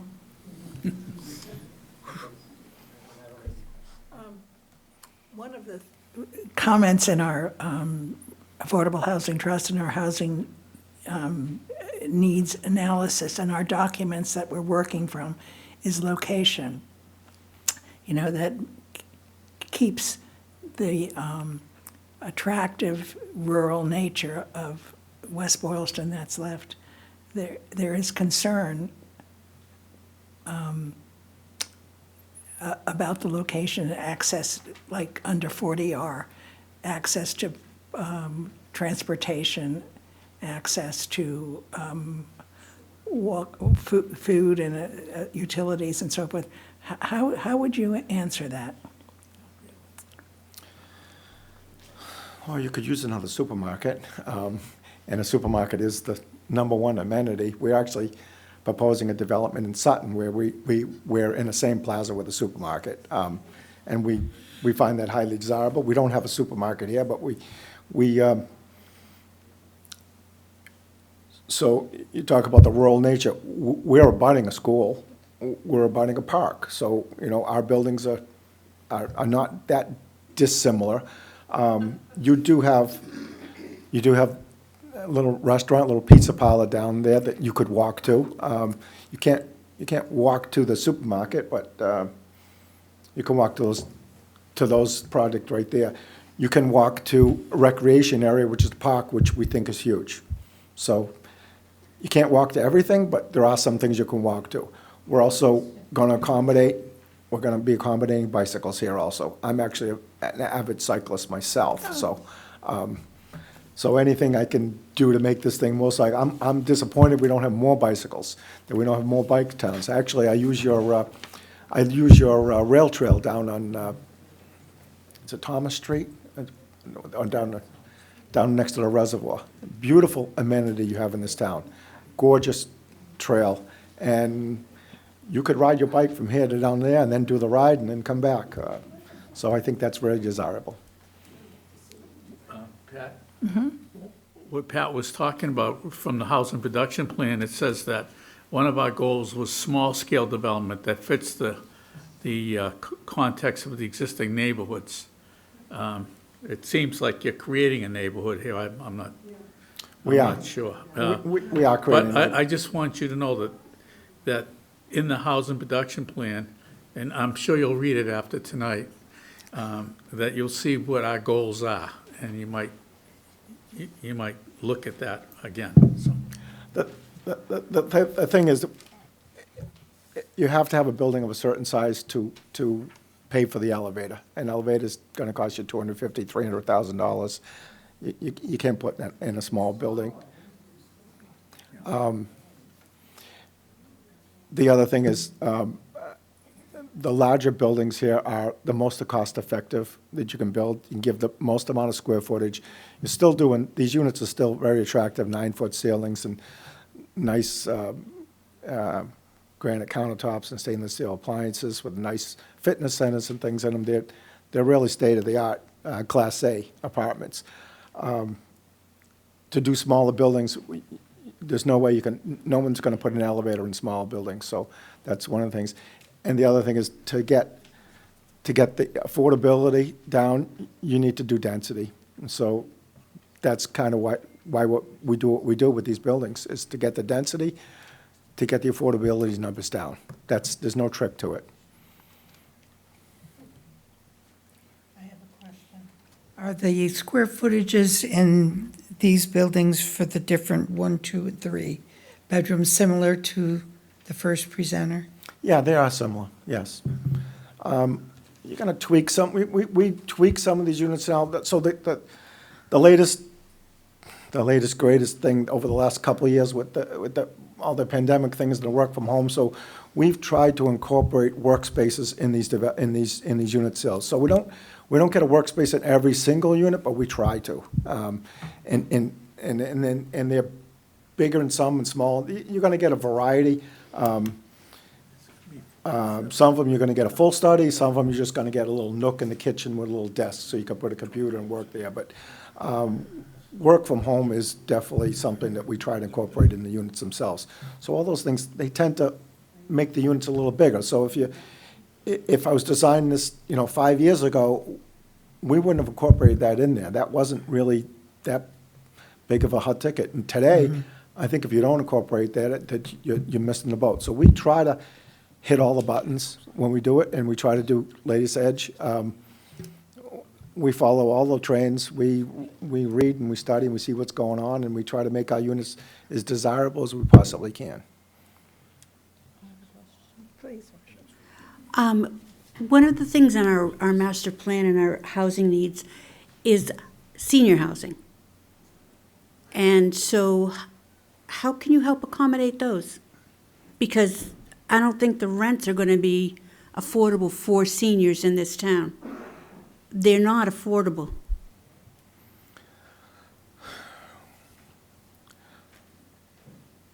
New construction is expensive. I know that. So, and this is new construction, and if you looked at the little ranches that were built 40 and 50 years ago, that are, were built at a whole nother level. I know, I worked on those houses, I built some of those. My first house I sold brand new for $24,000 on a lot in Millbury. Today, we can't even do the plumbing for $24,000 in a house. It's unbelievable how high the prices are. The prices are what the prices are, and there's nothing we can do. I shouldn't say there's nothing it's extremely hard for us to get the prices down. So the fact that it's new construction, the fact that it's all brand new and beautiful, there's a price to pay for that. The fact that we're so well super insulated, when the wind blows, you don't feel the wind because these places are tight. They're engine efficient, and they're built really well, but there's a cost to that. They're expensive to build. So they're not, there's the 25% affordables, those are a loss that are made up by the 75% market rates, and that's just how it is. So like the other gentleman before you, we have professional people that do our affordable marketing, and they have to do a login and say who's living there and how long they're living there. We have to do this report into the state every single year. We have a person that has to do this for us. It's certified. So those are the units. They're going to also open it up to the town for the people. These ones are elevated, so obviously for the over 55, they'd be able to use the elevators. Yeah. What my nephew Jim was just saying about the fact that the elevated buildings is something that the seniors are going to like a lot. They're going to like a lot, so. And obviously when it goes out to the lottery to be rented, it goes out to the people within West Boylston first. So we built some smaller buildings in West Boylston that are not elevated. They're they're three-story buildings that are not elevated, they're smaller buildings, 24 units in a building. And I built units in Millbury, our first development. We built 6 buildings. It has a nice look to it, has a nice feel to it, but the buildings are too small to put elevators in them. So those are 12 units in a building, and the first floors are really great for seniors and people with disabilities, but the other 2 floors, you gotta go up those stairs. So the majority of our people do want the elevators, and to do those elevators, we need to do this size buildings. So the trade-off that you say, it doesn't have the same small-town look, but we're accommodating people with disabilities and seniors in these houses. So 47 of the units are gonna be, or 48 of the units are gonna be subsidized, not subsidized, but in that 25%. And what's gonna be the breakout by bedroom size of those 47, do you know? The breakout by bedroom size? Yeah, so you have 47 that are gonna be within the 25%, right? So what is the bedroom size? Is it, so Like how many 3-bedrooms? how many one-bed? I know that you have to do probably 19 3-bedrooms, because that's the law. Yeah. But what's the breakout between the ones and the twos? So we just did this calculation based on my ratio, 10%, 55%, 35% of the 192, when it comes to 106 one-bedrooms, 67 two-bedrooms, and 19 three-bedrooms. 106, 67, and 19. And then of those, what would be affordable to make the 25%? 25%, so what you have, it's 25% of everything. How many will be ones, how many will be twos, and how many will be threes in the 25%? That's what he just said. Oh. No, he didn't say. No, I didn't say that. Yeah, so that's what I'm trying to, that's the question that we're asking. We'd have to, we can just do the You math. don't know the answer yet? No, I You don't, know the answer. no. I could just tell you there's 25% of those numbers. So would we take And- the 106 and 25% of those? Yes, so it would be 25 roughly of the 106. But I can tell you that there's not like, when you do a building like this and you have affordables, you don't designate a certain unit as an affordable unit, because that unit might be empty for affordable, and then you have a market rate over here, and you put the market rate over there, so it fluxes. So what we do when we initially start the process is we give, once we have the plans all drawn and finished, we have to allocate which units, and we send this reported to DHC as part of our application. We'll designate so many units to be affordable units in that breakdown, and if they don't like it, they'll tell us, you need to move more of this, do that. We can't put them all in one spot, we can't put them all on one floor, we can't put them all in one area, so they want them all spread out, so we know all that. So we'll spread them all out in the building and all over, and typically your 3 bedrooms are on your ends, but not all the time, but typically. That's an architect's question. And then those, what was started out as an affordable unit could become a market rate unit, and the affordable unit could slide over to another unit, and that depends on what's vacant at the time. They don't really hold our feet to the fire on that, because we don't want empty units to be held, so. But we are required to maintain that 25%. And I don't know, because this is rental, you know that 100% of the units will count as your affordable units. Just, I didn't say that, but I wanted to say that.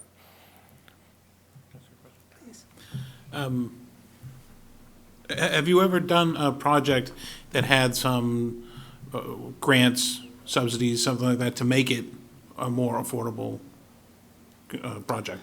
So, those government grants and things, those are so time-consuming, complex. You need to have a specialist, somebody who just works on that. That's kind of what I'm asking. Do you Yeah, I have know. that? I've been to some seminars on that, and I found it to be so complex that it's another whole world. And the answer is no, I haven't done that. Okay.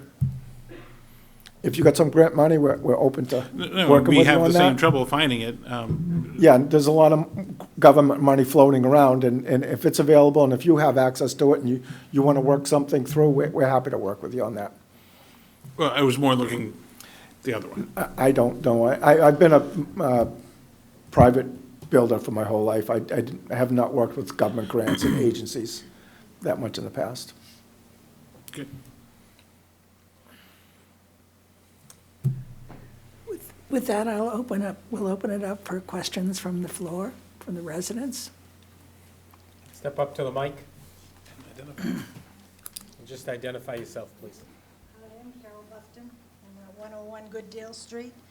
And what I was wondering is, has anyone on the board checked with the MDC to find out how this is going to affect our reservoir?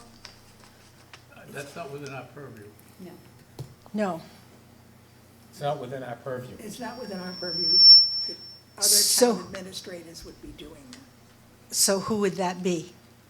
Town administrator, The town administrator? Building inspector. building inspector. Because as we know, everything goes downhill, and this is on a hill, and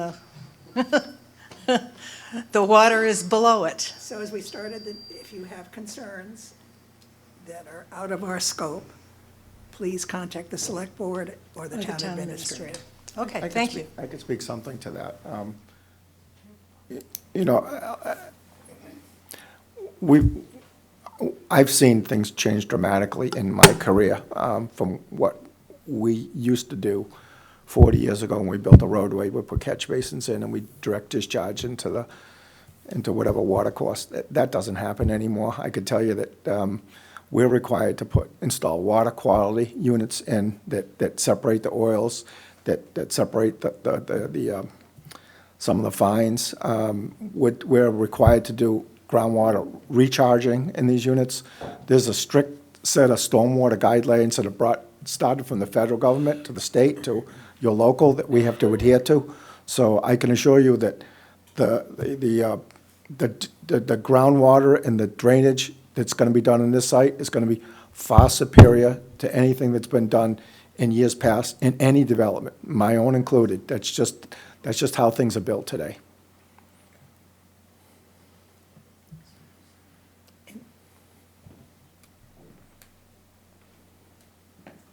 Betty Jean Jaskowiak, 140 Malden Street. I was just wondering how many parking spaces you're allocated for. Are there 2 spots per unit?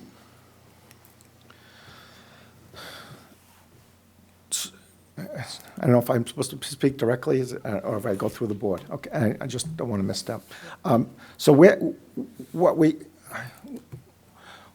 with different towns that have different criteria on the parking, and some of them have asked way too much, and some give like not at all. I can tell you there's a development in Worcester. They're building a development where they have like 14 parking spaces on 150 units, and I look at it and thinking, that's just not going to work. So we're real concerned about to make sure that we have the adequate parking. And what we find in our own experience is, we just did one in Millbury where they acquired 2 spaces for every unit, and we had about 25 empty spots every day.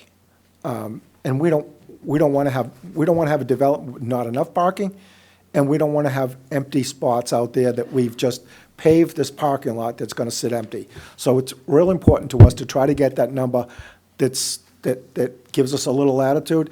We think that number is about 1.7. So that's the number we strive for. Now, we can get away with 1.5, and we can get away with 1.9 too. But 1.7 is the number that we strive for. And we can easily add or take away, in this site right here, we can easily add or take away 20, 30, 40 spaces. We have a lot of room to work with here. But 1.7 is the number we're looking for. So on this development here, we're looking at 326 units. Spaces, I'm sorry, spaces. Thank you.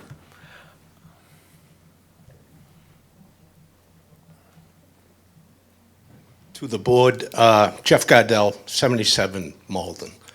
I'm wondering, I haven't heard the developer say how this was going to directly enhance this neighborhood. I mean, I'm sure, I can't speak for everybody here, but I'm sure most of the people are here for the same reason. They want to see a development like this in a highly residential area of single homes? What is that? I haven't heard him say that, what this is going to do and how it's going to beautify the town. And that's your job to hear that.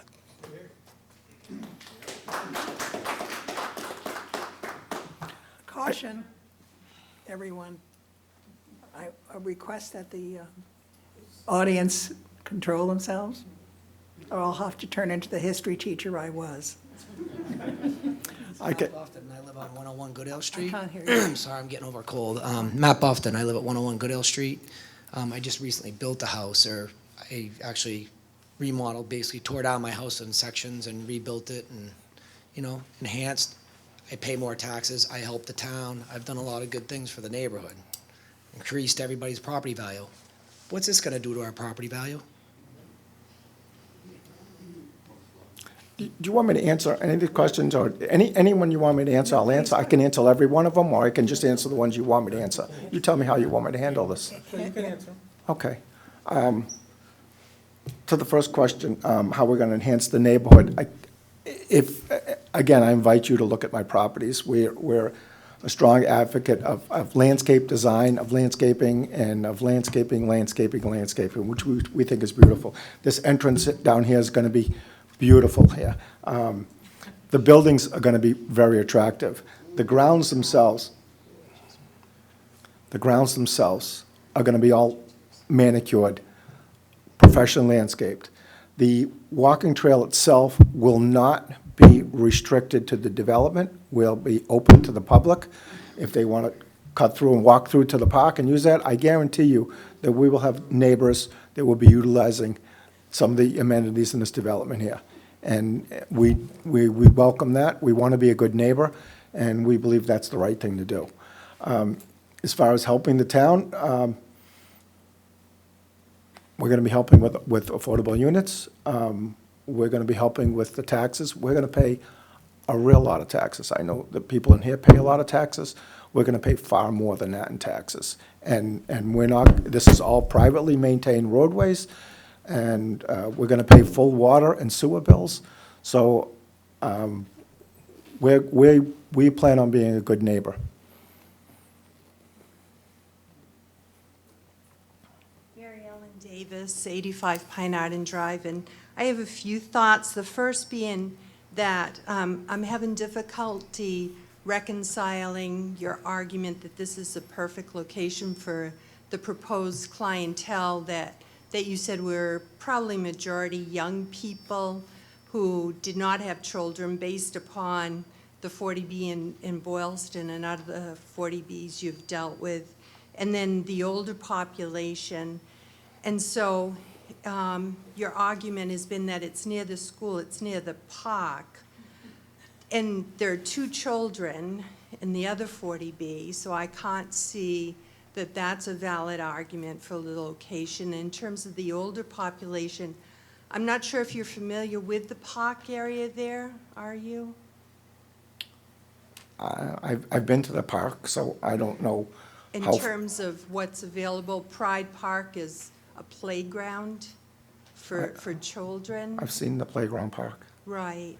And so in terms of then the older clientele, I don't know that there would be the resources there that would attract the older clientele. And then also the fact that you're up on the hill, they might be able to get down to the park, but it is hard to get back up, up that hill.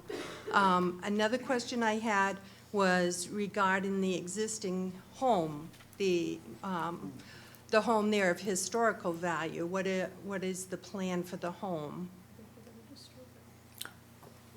I had to turn around to see how old you were, to see how. Don't guess. You could be wrong. No, I'm not going to guess. I'm not going to guess. You never guess a woman's age. But I can tell you that you're younger than I am. So, and I would, I said myself that I would gladly live there and walk to the park myself. And just because I'm 68 years old, I'll reveal that number, and I'm still active. I would still use those tennis courts, those basketball courts. I would still go to the football games.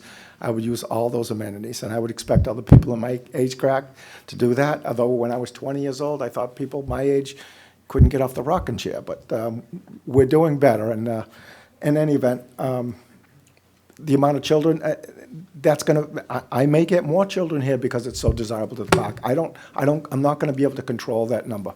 That number's gonna flux. I can't say you have children, you can't come here, you don't have children, you can't. That's not something that's controlled by me. All we do is we control the product we build, the amount of bedrooms we build, and whoever comes here, comes here. I can tell you, just like the last gentleman here, that we will be offering preference, local preference, as much as we can by the law. We're very highly regulated. I know this because we've done some of these already. And that we have a specific marketing agent who only does the affordable units, and then we have our own management team that does the market rate the units. So that will be controlled process. We will be offering a preference to local people as much as we can by law. And then if you could answer the second part of my question in terms of the historical residence that's there, the plans for it. Oh, that's not this purview? Not this purview, and it's a very interesting question, and bring it up in the future, and bring it up. The Historical Commission needs to talk to that. Would it be relevant to ask about the one entrance and exit if you're talking 370 parking And spaces? it's a very good question, but it's not within. It's still not your purview. Okay. Okay. Then I think I'm done. Thank you. I think they ought to know that they gotta go before. I beg your pardon? Yeah. There'll be other hearings for the public, Exactly. ZBA, and I announced that in the there'll be, beginning. as this project goes forward. John Scannell, 9 Malden Street. You had asked earlier as a board, and you said that it was important in your decision that it meets with our master plan that talks about the character of our community.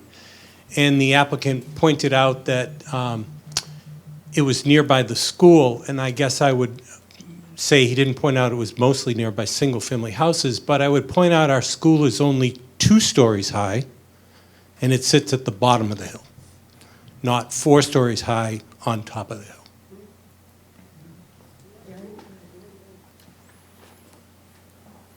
There's a point to that. Oh, there is, yeah. I think, as you speak of the 4 stories and the universal access and the importance of it, it's the surroundings that are. Well, if you notice the way we did the plan is that we pulled our buildings in towards the site. If you look, you've got the buildings in there. If you look on the outside, we've got those small little, especially that house. Our closest neighbor is that house right to the left right there. And you see that we put those garages are probably only, 15 feet tall at most probably, at the peak of the roof or anything. It's a 7-foot door on the inside. It's probably a 12-foot height on the inside of the garage. So it will be buffered by all those smaller units. So we purposely did that, and we purposely brought our buildings in and put the park on the outside. So we're very aware of the fact that these buildings are going to be larger than the homes around them. But this is a big site, and we've pulled them all towards the center of the site to make that adjustment. And you plan on lots of buffer? Yes, yes. I think for the neighbors that you should start growing them now. Yes, you have a question? Hi, Erin Palumbo, 184 Malden Street. So the first question is, first let's make a comment that, sir, I don't know if you've ever tried to bike down to the rail trail. I do it all the time, and it's treacherous. I wouldn't recommend it. If you are planning to do it, you definitely want to put a sidewalk in there to save your own tenants' lives. It's not bikeable in a friendly manner. The street's too narrow and busy, and it has a huge hill, too.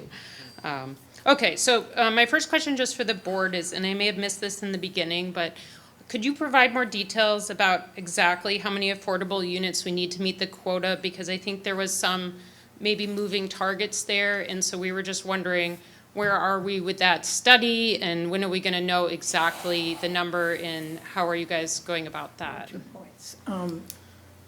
The question is 75 is probably the number we're working with, 78. And, but that's based on the 2010 census.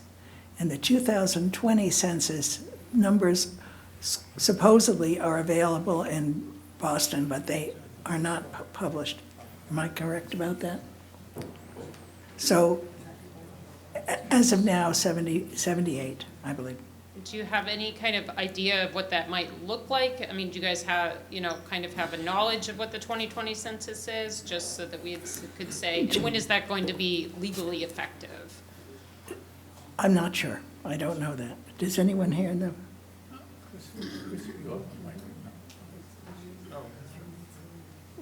What'd you say? Chris, do you know? How would he know? I mean, that's not fair. When the, Okay. Town administrator. Pat, I thought it was 45 units based on the 2010 census and 78 units on the 2020 census, Okay. once that goes into effect. okay, I was working with the 70 number because I thought that was operative. Okay. Do we know when that 2020 census, what number? No, will we go do down? not. No, we do not. Council does not. It's expected to hit sometime in early 2023. March is what I heard. Okay, thank you. And just one other question, again, speaking with keeping the area uniform look or whatever feel, I haven't heard anything come up about traffic, and I think that's a concern for a lot of the people here tonight. And I don't know, again, if that's not you guys. We're not to speak to that. That would be the select board. Okay, All right? great. So Tuesday night, put your things in writing, direct it. I'd like to answer that. Sure. So, traffic, drainage, water and sewer, those are all things that we have to deal with on every project. And we have hired a traffic consultant who's doing a study right now of the roadway. I'm sorry? Yeah, it should be done. Should be done in about 30 days. And when that study is completed, we will be submitting that to the town. And obviously, it'll be public knowledge and all the residents will have access to that traffic study. So we do a traffic study in every single project.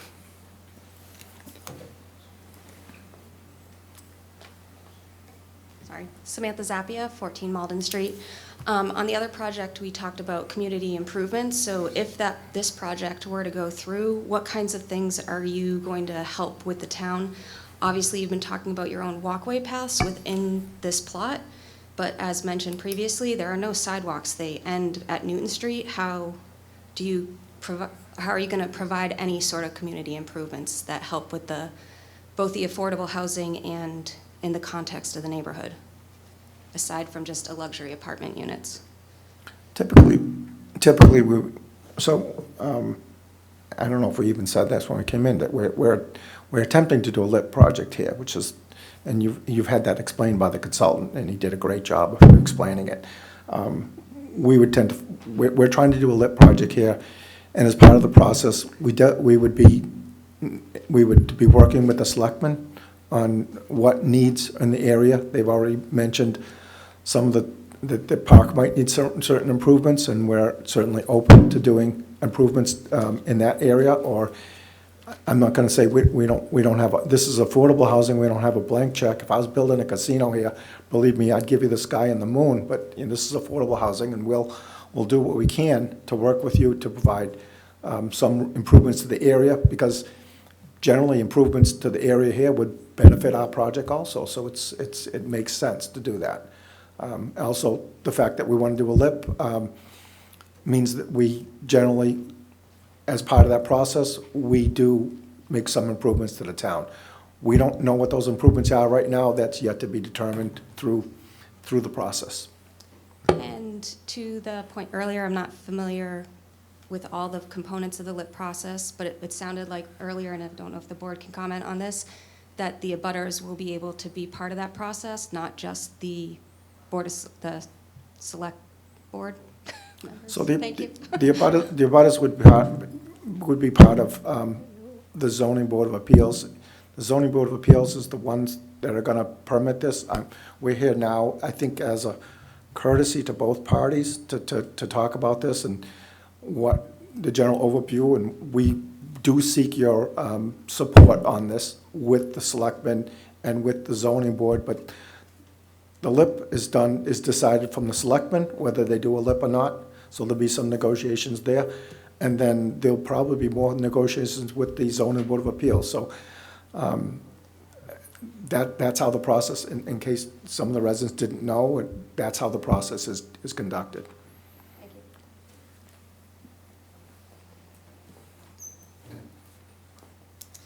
Hi, I'm Sharon Woodbury. I lived at 55 Malden Street, which is almost directly across from the entrance that is planned at this point. And I can tell you, after living where I have lived for 23 years, that road is very narrow. Access to that corner to go into that property is very narrow.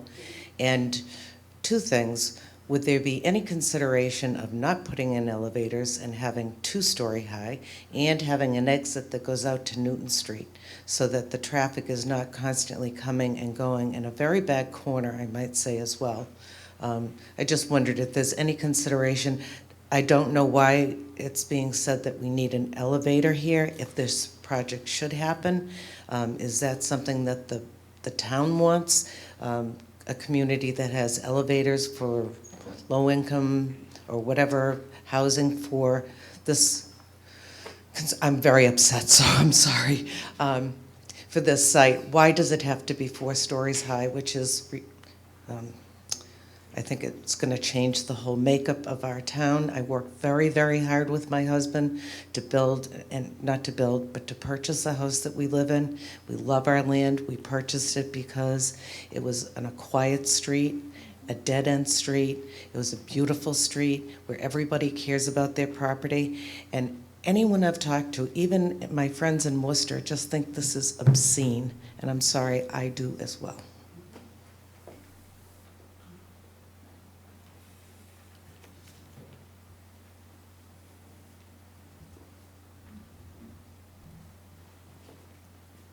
Hello, and I think this is in your purview. My name is George Bellotta, and I live at 173 Malden, actually probably a third of a mile away from the proposed project.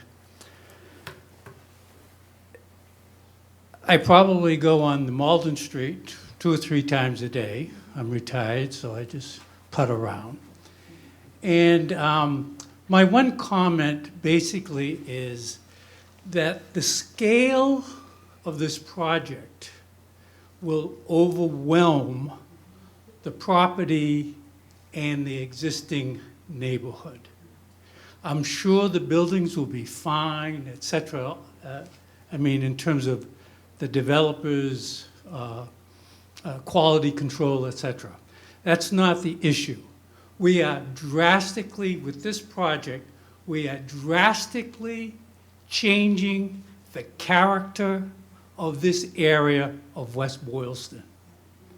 And I don't think there is anyone in West Boylston really is opposed to affordable housing or anything like this. This is not about affordable housing. This is about keeping the integrity of a neighborhood, the character of a neighborhood, and the reason this project really isn't going to affect where I live, you know, but it will alter how I travel. I will now probably travel via the high school, but because well, that's not your purview. Traffic is not your purview. Your purview is the character, and it's inappropriate. This is zoned for single-family housing, and I always assumed someday single-family housing would go in that particular area, and I would welcome that. But this kind of, I think of walking on Malden, looking across the street, you know, and I'm going to see apartment houses. You know, there are no apartment houses in this area. But so my one point is this is going to dramatically drastically. And I think too, for people, I can't imagine living in that yellow house near the limousine house. 'Cause if that house was up for sale when we bought 20 plus years ago, probably would have bought that house. You know, I can't imagine what a project like this does to that house and all those, I don't know, the people that just built. I mean, goodness gracious. I mean, and it's nothing about the developer.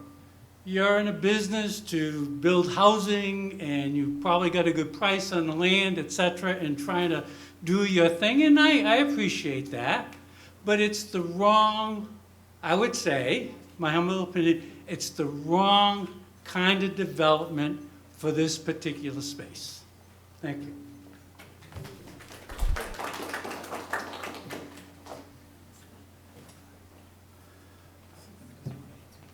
Again, I'm Elisa Wellington. We live at 66 Malden Street. Can you point to it, Pat, the lot, our lot?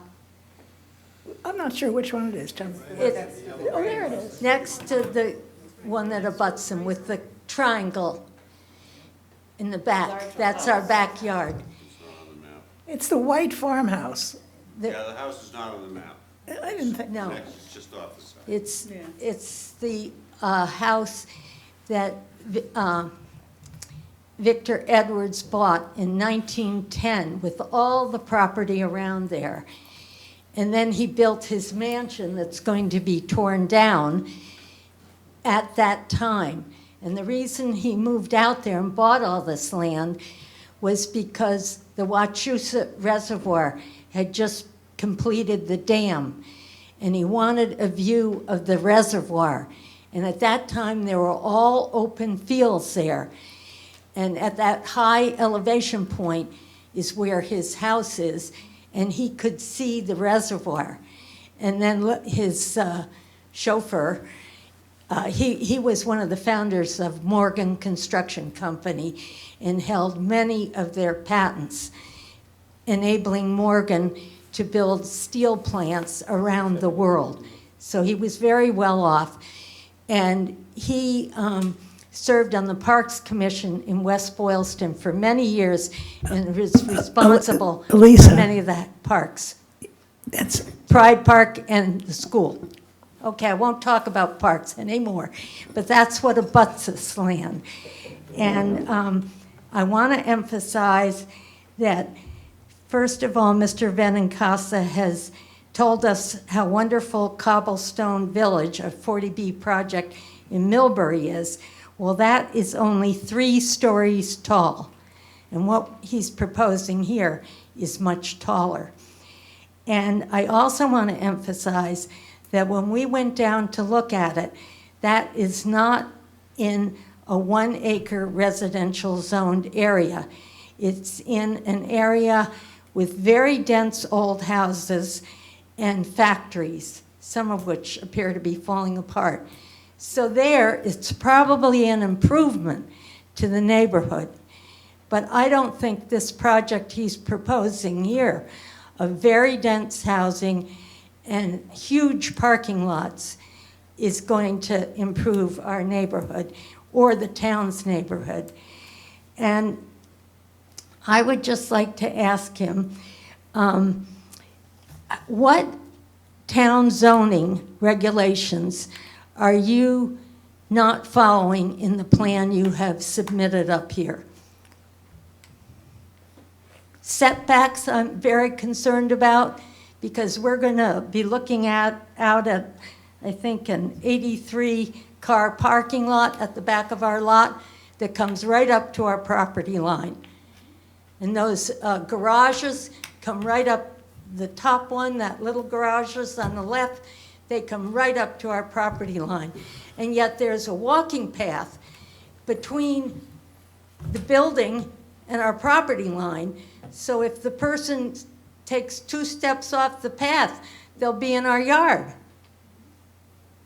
Lastly, I want to say that West Boylston's housing production plan, which most of you have a map there, that was accepted by the state, and the preferred locations for future affordable housing, which are in the purple, yellow, and blue circles, I think there's 7 of them that were identified by this hardworking committee, and they do not include 18 Malden Street.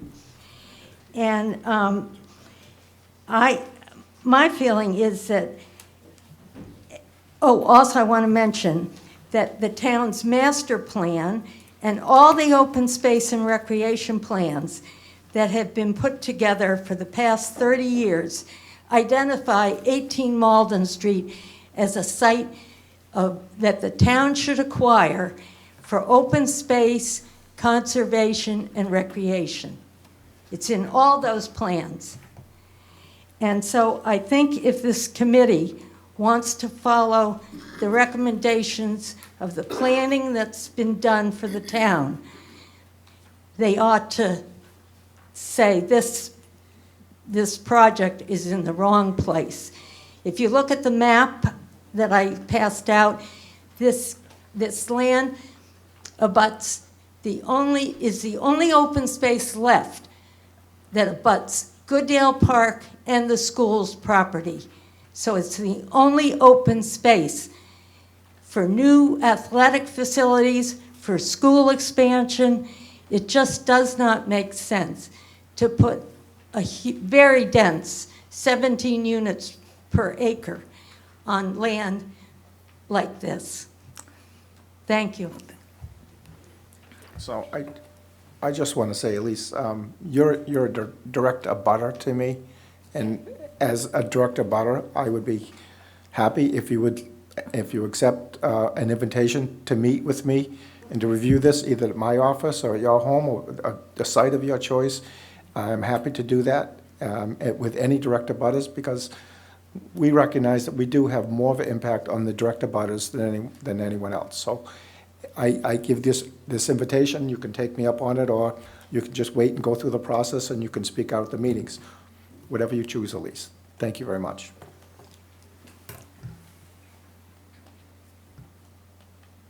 I want to make that invitation open to any of my direct abutters that I would meet with them. Did you hear that, everyone? Good evening, everyone. My name is Kimberly Luce, and I am the property owner of 19 Linwood Lane that has not been established yet. I've been clearing my lot for many years, planning to build in the spring.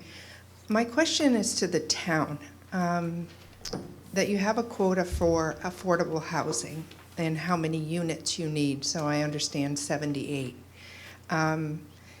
Is it possible to concentrate on developing for strictly affordable housing versus, like, do we have to do 73 West Boylston Street and this development in order to meet your quota? I'm just a little confused. I'm trying to educate myself on the process. Would anyone like to respond? I will. I'll be glad to. Go ahead, Mark. I mean, the state requirement is to get to a 10% of your housing stock as affordable, some SHI qualified affordable, and that's our 78 units, and then we would be there. So, and then you can decide you don't want these projects, whereas before you get there, the state will assist the project to be built in your town. They'll advocate for it. So we have until we build these 78 units, we have to work to build the 78 units. I mean, that's. So with that being said, is the town working with either one of these developers to do strictly affordable housing versus developing brand-new neighborhoods and communities just to get your 10%? Kind of based off what of this other gentleman, I mean, when I build my home and the entire back south side of my house is going to look at that. So right now, it's beautiful woods. I watch the deer and the fox when I'm up on the land, and, the bear next door. So my whole, I don't know if I should build So, I mean, to go with a builder and do just affordable housing, I know that there's builders even in Shrewsbury, down near Moronis Park, where they did these cute little duplexes, and they're handicap accessible, and they're all these, what about one-floor units throughout, and make a neighborhood with one-floor homes, is what I'm saying, if that's even possible. Well, I just want to tell you that not since the 80s have we built affordable housing that's state aided with a subsidy, much like your Orchard Knoll. That's just not going to happen anymore. It's too expensive.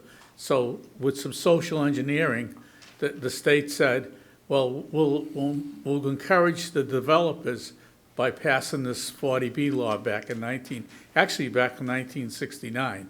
And then subsequently, there was an executive order 215 that made it required the communities to have the 10%, which is part of the 40B law. So it's not going to happen where we're going to locate affordable housing in one location without cooperation with a private developer. It's just not, there's not money to do that. Thank you for your time.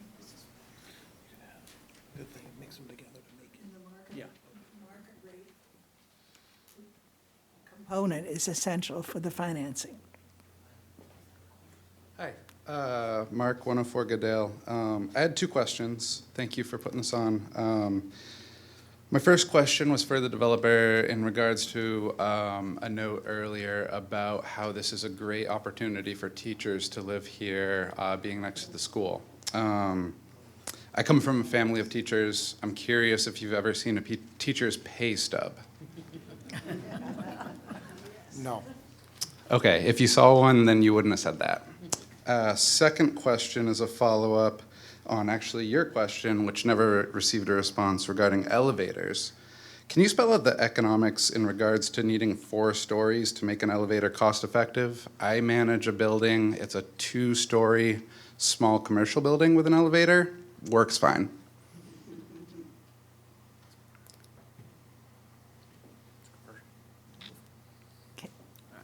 I can't speak to how your building works and how our building works. I don't know how to answer that.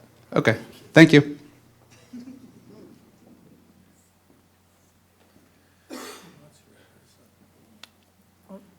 Chris? Okay. Karen? I'm not, Karen Hennessy on 89 Malden. These are really questions not for the developer, but for the Affordable Housing Trust. So I just wanted to make sure if you want to get your question in first, but these are just general questions I have about the process. So, okay. What is the role of the Affordable Housing Trust when 40B proposals are submitted? We are asked to, well, in this case, the LIP. To be truthful, no project has ever come before the Affordable Housing Trust since its inception in 2007. Okay. But since this is a LIP, a local initiative program, as explained in the beginning, I hope that you understood, the select board is looking to us for a recommendation whether they both, either or none of these get recommended for a local initiative program. Okay, so the Affordable Housing Trust will give a recommendation whether or not the select board should enter into the LIP. Yes. Okay, that's one. On what information does the Affordable Housing Trust rely? On the expressed wishes of the residents through the townwide master plan of 2016, the housing production plan of 2018, and the housing needs analysis of 2017. Those, as I mentioned in the beginning, all on the website, and we are aligning our answers as to how the 2 projects that we've heard tonight align with our goals. And that's the grid? The grid. That would be- Okay. And does anyone want to add to that? No, you did a good job. Yes, Madam Chair, the town administrator. I just wanted to step in and say that I have specifically asked the Affordable Housing Trust to consider these factors and to hear from all developers who are proposing a 40B as a first step in the process. The select board has a heavy decision to make with any project of whether or not to enter into a LIP. And this will be a useful part of their analysis. And just to remind folks that this will be before the select board on December 13th. Thank you. The next question. In the case of each of the proposals on the agenda tonight, does the Affordable Housing Trust have the information it needs to make a recommendation? we're going to discuss that. Yeah. We may feel we don't. Okay. You know, we're going to reflect on what we've heard tonight, and we're meeting on Monday, December 12th. That's a posted meeting. We may, I'm going to ask the members if they feel that they could make a decision tonight, or would they prefer, but we have a meeting scheduled for Monday. Okay. At this point, we were thinking of doing it it may be a Zoom and it may be in person, we're not sure. Okay. Is it premature to ask what your recommendation is? Yes. Got it? I'm just asking the questions. What role do we as residents of the town have at an Affordable Housing Trust hearing? What you had tonight. All right. Do you consider the concerns, support, opposition of residents? We're certainly taking under advisement the valuable points that have been raised tonight. Okay. And that'll be considered. But you realize it's only on the lip. You know, we're not talking about it's the poor selectmen that have to deal with that on their meeting on the 13th and the 14th. There are a lot of values in conflict. I've learned in this role. You know, the value of affordable housing, the value of neighborhoods, the value of culture and tradition. There's a lot to weigh. And we're going to do our very best. This group is incredible people that you have who volunteer. And my last question, in your experience, what is the effect of the vote of the Board of Selectmen of the Affordable Housing Trust's recommendation? We've never done it. It's never happened, so. Well, two of the members are here. We'll find out. Okay. To be determined, I guess, All right. is the. All right, thank you. Thank you, Karen. Chris?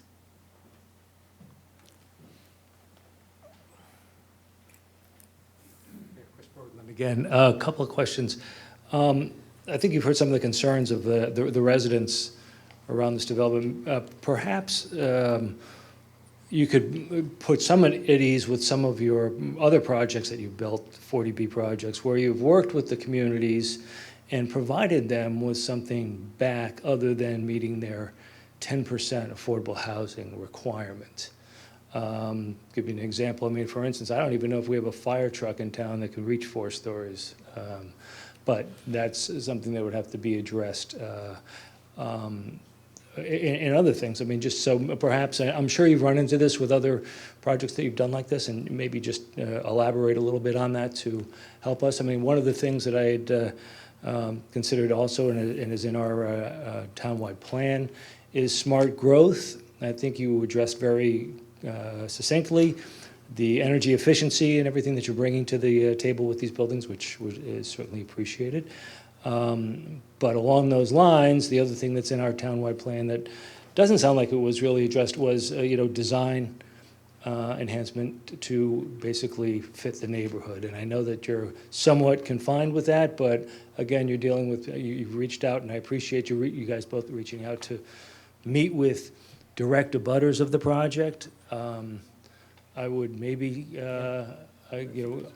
see if you could open your minds to meeting with more than just the direct abutters, because I think a lot of people would not have benefited from that view of that beautiful full moon tonight if those four-story buildings were there. So, I mean, I'm just thinking, I know that's probably out of line, but by the same token, I think that's all I'm saying is just like, we're a small town. We're trying to do the right thing here, but this is a little overwhelming. So I guess just going back to the smart growth things, I mean, you were, admittedly, it's not on a transit line. It's not accessible to local basic needs. How can you just talk to that as to how you've done that in other towns? Thanks. Mark, just a second. Can I just ask a sort of Do we want to answer? Oh, sure. Well, I think part of Mark's question is going to be, It was sort of to follow up on what he was saying, what Chris was saying, and it would be the point of why, like, knowing that we only need 78 units, and the town is the town, and the state has decided about this 10% arbitrary number, whatever, works out to be 78 units. Why did you decide that it's better for the town to get 190 credit for 192 units instead of just the 78, or closer to the 78, not 80, just to have some margin? I'll speak to Chris first. Okay. So we're working in a number of towns in Millbury. We abut the, I'm not sure what the name of the park is. I'm trying to think of it. But in any event, it's a park in very disrepair. So we've made a contribution to that park as part of, actually I have two projects in Millbury, and we're making a contribution to both, on both developments to that park. And it's yet to be seen. So as you know, any work the town has to do would have to be under the, it's wage, what's that? Prevailing wage, thank you. And if we were doing that work ourselves and funding it ourselves, then we're not susceptible to the prevailing wage. So we can get work done for about 30% less than what it would cost you to have work done. Now, I know every town has different projects, so, I'm not intimately aware of what projects you have on the drawing board. I know that you're doing some work down there in the playground. I see construction going on down there. I see dirt piles in the field right there. I don't know what's, we're going to meet with your Parks Department, and we're going to talk to them, and we're going to meet with anyone else that the selectman wants us to meet with to try to get a feel on how we can help in doing certain things with the town.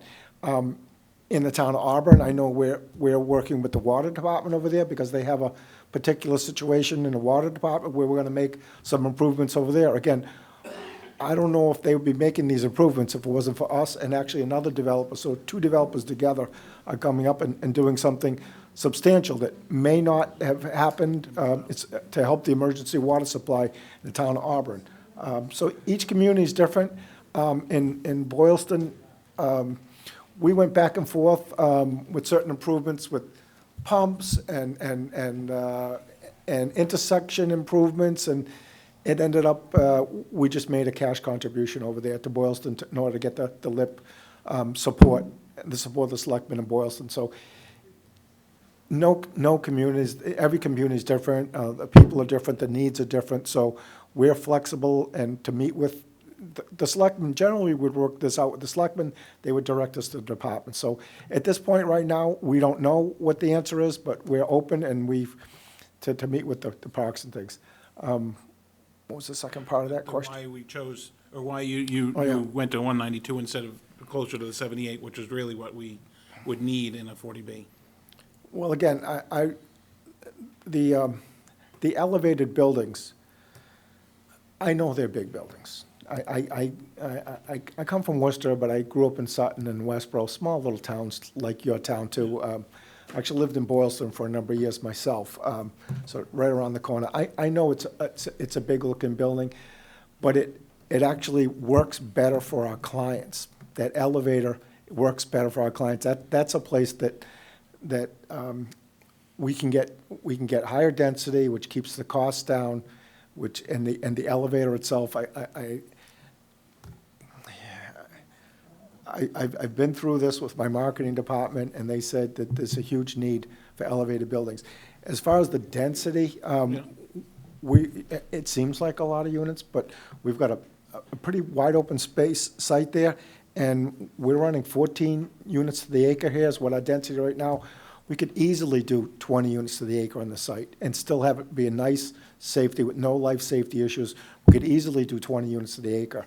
So which is But like, could you do 78 units total?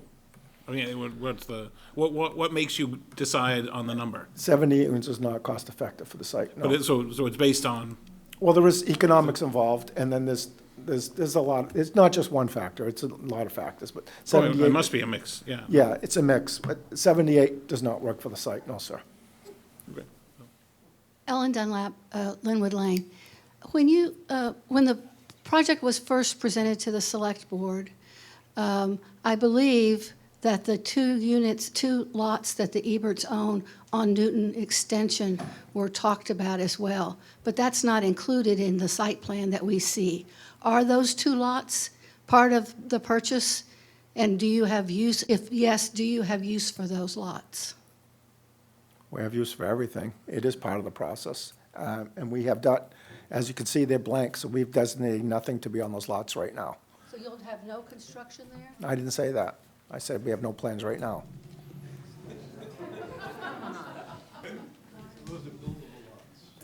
I believe they are buildable lots.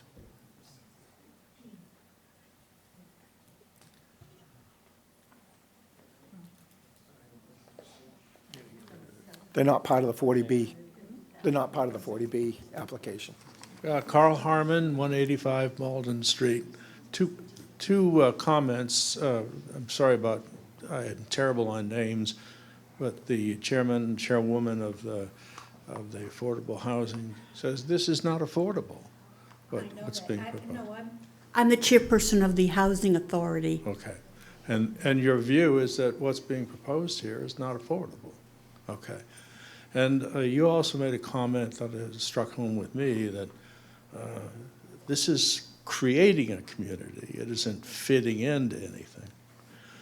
You know, something as ugly as this doesn't happen by accident. It can't. I mean, this is a planned fiasco, it seems to me. You're going to put a 4-story building into a neighborhood. Why not just paint it orange while you're at it? You know, it just doesn't fit into what's there. I have no problem with affordable housing. But to put 192 units into a space that's zoned for, I think, 17 is a travesty. So it seems obvious. I had a question, Mr. Benikoski. Had you given any thought to just do single-family, 17 homes? We consider all options, and we don't think that's economical feasible for the site. Okay, because that was raised to me. Are there any more questions from, because I think that you've all contributed incredible information and been very polite. Oh, Brenda? I don't hear so well, so I have to ask this question. I keep hearing 78 units. Is that what we have or what we still need? Need. Whatever happened to the 1.5% land? The state changed the rules, moved the goalpost, and we are redoing it, the 1.5 study right now, but we don't have it. They changed the calculation. Has the Housing Trust ever thought of contacting DHCD and discussing the fact that we don't own 50% of our own town? The state does. They're cramming things. I understand some towns don't have any housing, affordable housing. We've really done pretty well, I thought, in coming up with affordable housing. We have quite a number of them in town. Given our buildable land, you're right. and that, But we should put it on state land. They have so much of our land. It's over 40-something%, almost 48, 9, I don't well, know. it's also wetlands, and it's contributing to the, And wetlands that we can't to the use, yeah, that reservoir. they don't You own. know, West Boylston has contributed to the state for years. All the 1969 law was for the rehabilitation of buildings and creating housing. All of our buildings are under the reservoir. We've done our part, Yeah. but it I think continues. somebody needs to contact them and let them know what one agency in the state is doing to the other. You know what I'm saying? We're being hit by two different agencies, This is out of our purview, but and I don't I'm- think they understand in Boston what's going on here. I hear you, Brenda, and I'm sure a new town administrator will have that conversation. All right, one more, and then I think we're repetitive. Mark Trudeau, 16 Linwood Lane.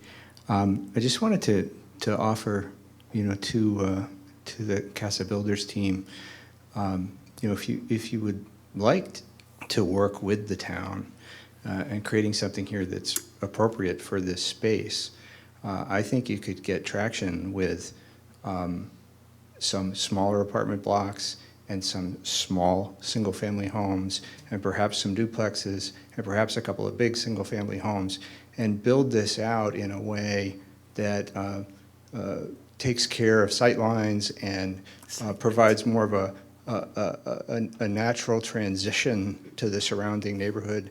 And I think you could get support for that. And we could meet our affordable housing needs and meet the needs of this community in this space. And if you're open to that conversation, I think there's a number of us in this room that would love to have it. Thank you. Well stated. Well stated. I think we need to adjourn. You all were very patient and thoughtful comments. I'm grateful to Mr. Benincasa and Jim Benincasa for their forthright and direct information, and we will deliberate. And thank you so much for coming. Motion to adjourn. Second? I wanted to discuss something with you. So you have a motion and a second, but now for discussion. Now we can. Want to put it down? Well, no, we're not adjourning, so No, just for discussion. for discussion, okay.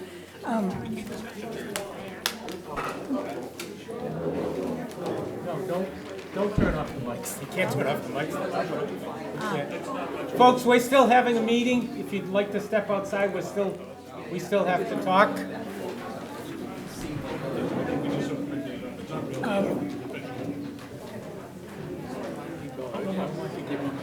So,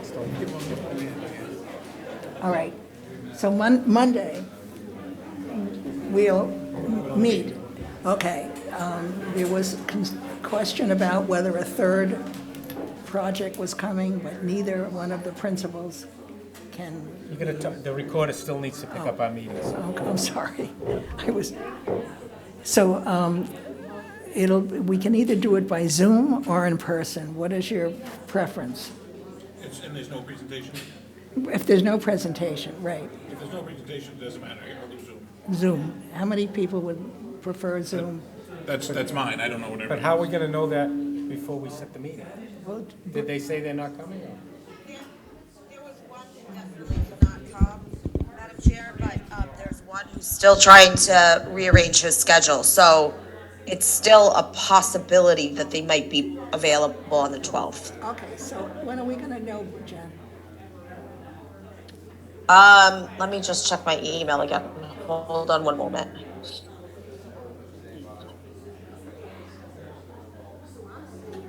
So I heard from him this afternoon. Hold on, I have another email. They can send their engineer. I'm sorry? They can Send their They can- engineer. Okay. So it wouldn't be either principal, it would be their engineer only, it looks like. How does it, But if they can give a presentation, I mean, it's fine. yeah, I mean, if they were gonna attend, will he bring his information? Okay, then we better make it make it in live, person. in person. Do you want to do it here again? Here. I hope we have access. Jen, do we have access to here on Monday? Yes. They don't have any night meetings there, so we can use the space, yes, as Chris said. So what time will the meeting be on the 12th? 6. And where are we meeting? 6, here. Here. Correct, Jen? Yep, that's fine. I think you might have some folks in the audience who want to come hear your deliberations, so that does make sense to have it there. 12th, you said? Monday? Monday, the 12th at 6. Okay. In person here. And that's been cleared with the senior center? It won't be an issue. Okay, very good. All right, so we'll do that. Thank you, Jen. I hope you feel better. Thank you. Feel better, Jen. I could hear perfectly through the meeting, so that was great. Oh, that's, If we have another presenter, then when we need another meeting To discuss, you mean? yeah, I think it depends how long it goes. Yeah. okay. Like Might if be he's able to quick, do it. and we can Yeah. just take the other half of the meeting for discussion. Yeah, we could. Okay. you mean just in case? Or what the select board wants it for Wednesday, right? Yeah, so we have to. Yeah. Speaking with the chairman of the select board, they're gonna be hearing initial presentations on Tuesday, the 13th. For this third developer, it was already stated to them that, we didn't know if we could get them before this body. I don't know that the select board is gonna have all the information before them on the 13th to be rendering any decision on that day. So, So we could, I believe we could have a meeting in the future. We don't need to rush this and have it for Wednesday. Okay. okay, is that, So we All could right. have this presentation and set another meeting to discuss it. Give us some time to. how about Christmas Eve? That's Perfect.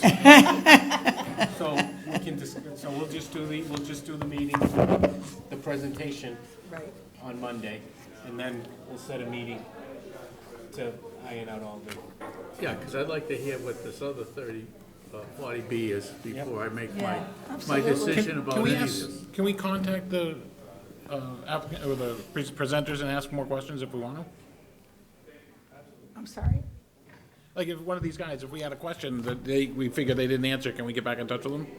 Like, You would get the answer, and the rest of the board, so I don't know, we can bring them back. I mean, I could send them an email and present it back at the Yeah. meeting, or whatever their answer is. I mean, should we do that, or should we just? I'm sure they'd be happy to clarify if we had questions, Yeah, right? I think so. So if we have a meeting on Monday, and we have a meeting on Tuesday, so the Monday, we may not be able to make any decision. Right. That's right. The town administrator said the board's not looking for it on that, doesn't believe we need it that next day. You're going to be so busy taking in comments. Yeah. Witness to, all right, so, so the decision is that we will meet in person at 6 o'clock here on Monday. Right. Do we need to, then we'll not have on the agenda that we will make a vote? I mean, we've told all these people that we are. What did we tell them? We told them we'd debate. I don't think we told them when our decision was. Yeah. Okay, so we don't have any Wait, obligation. did we? I don't No, know. we can just, I think we can get the presentation, and then the agenda will be posted, so everybody in town can see it, so we're not, they'll see what we're gonna talk on And that it'll day. just be with, Presentation from the name of the builder, whoever that may be. okay, and no discussion. Yeah, and then we can set another meeting. All right, guys, check your calendar. I'm not kidding about Christmas Eve. Okay. At your house, under the tree? You're right. If you saw my Do you house, wanna Chris set it right doesn't now? believe it's such a She wants to mess. set the date for the next meeting now. Oh, the next evening Monday. after. Monday's our next No, meeting. she's thinking the next one after that. Oh, the Wanna Christmas just- Eve. Why don't we decide Because we Monday? have We can do that another. Madam Chair, I know these developers are eager, but I think that everybody needs to be considerate of the time of year that we're at right now. You know, there's 2 select board members that are going to be meeting the 12th, the 13th, and the 14th next week. And I don't think we should do anything Christmas week. I would suggest the earliest, you know, is going to be after Christmas. All right, I agree. I agree. You agree? Yeah. I agree. I'm one of the Monday, Tuesday, Wednesdays. I think we need a meeting on Thursday. Okay, so we should get a date in early January. Agree on it. Yeah, we can do that offline. Offline, Yeah. okay, thank you. All right, so will you motion to adjourn? We have a motion and a second to adjourn. All in favor? Aye. You did Thank you, Nice Jen. job.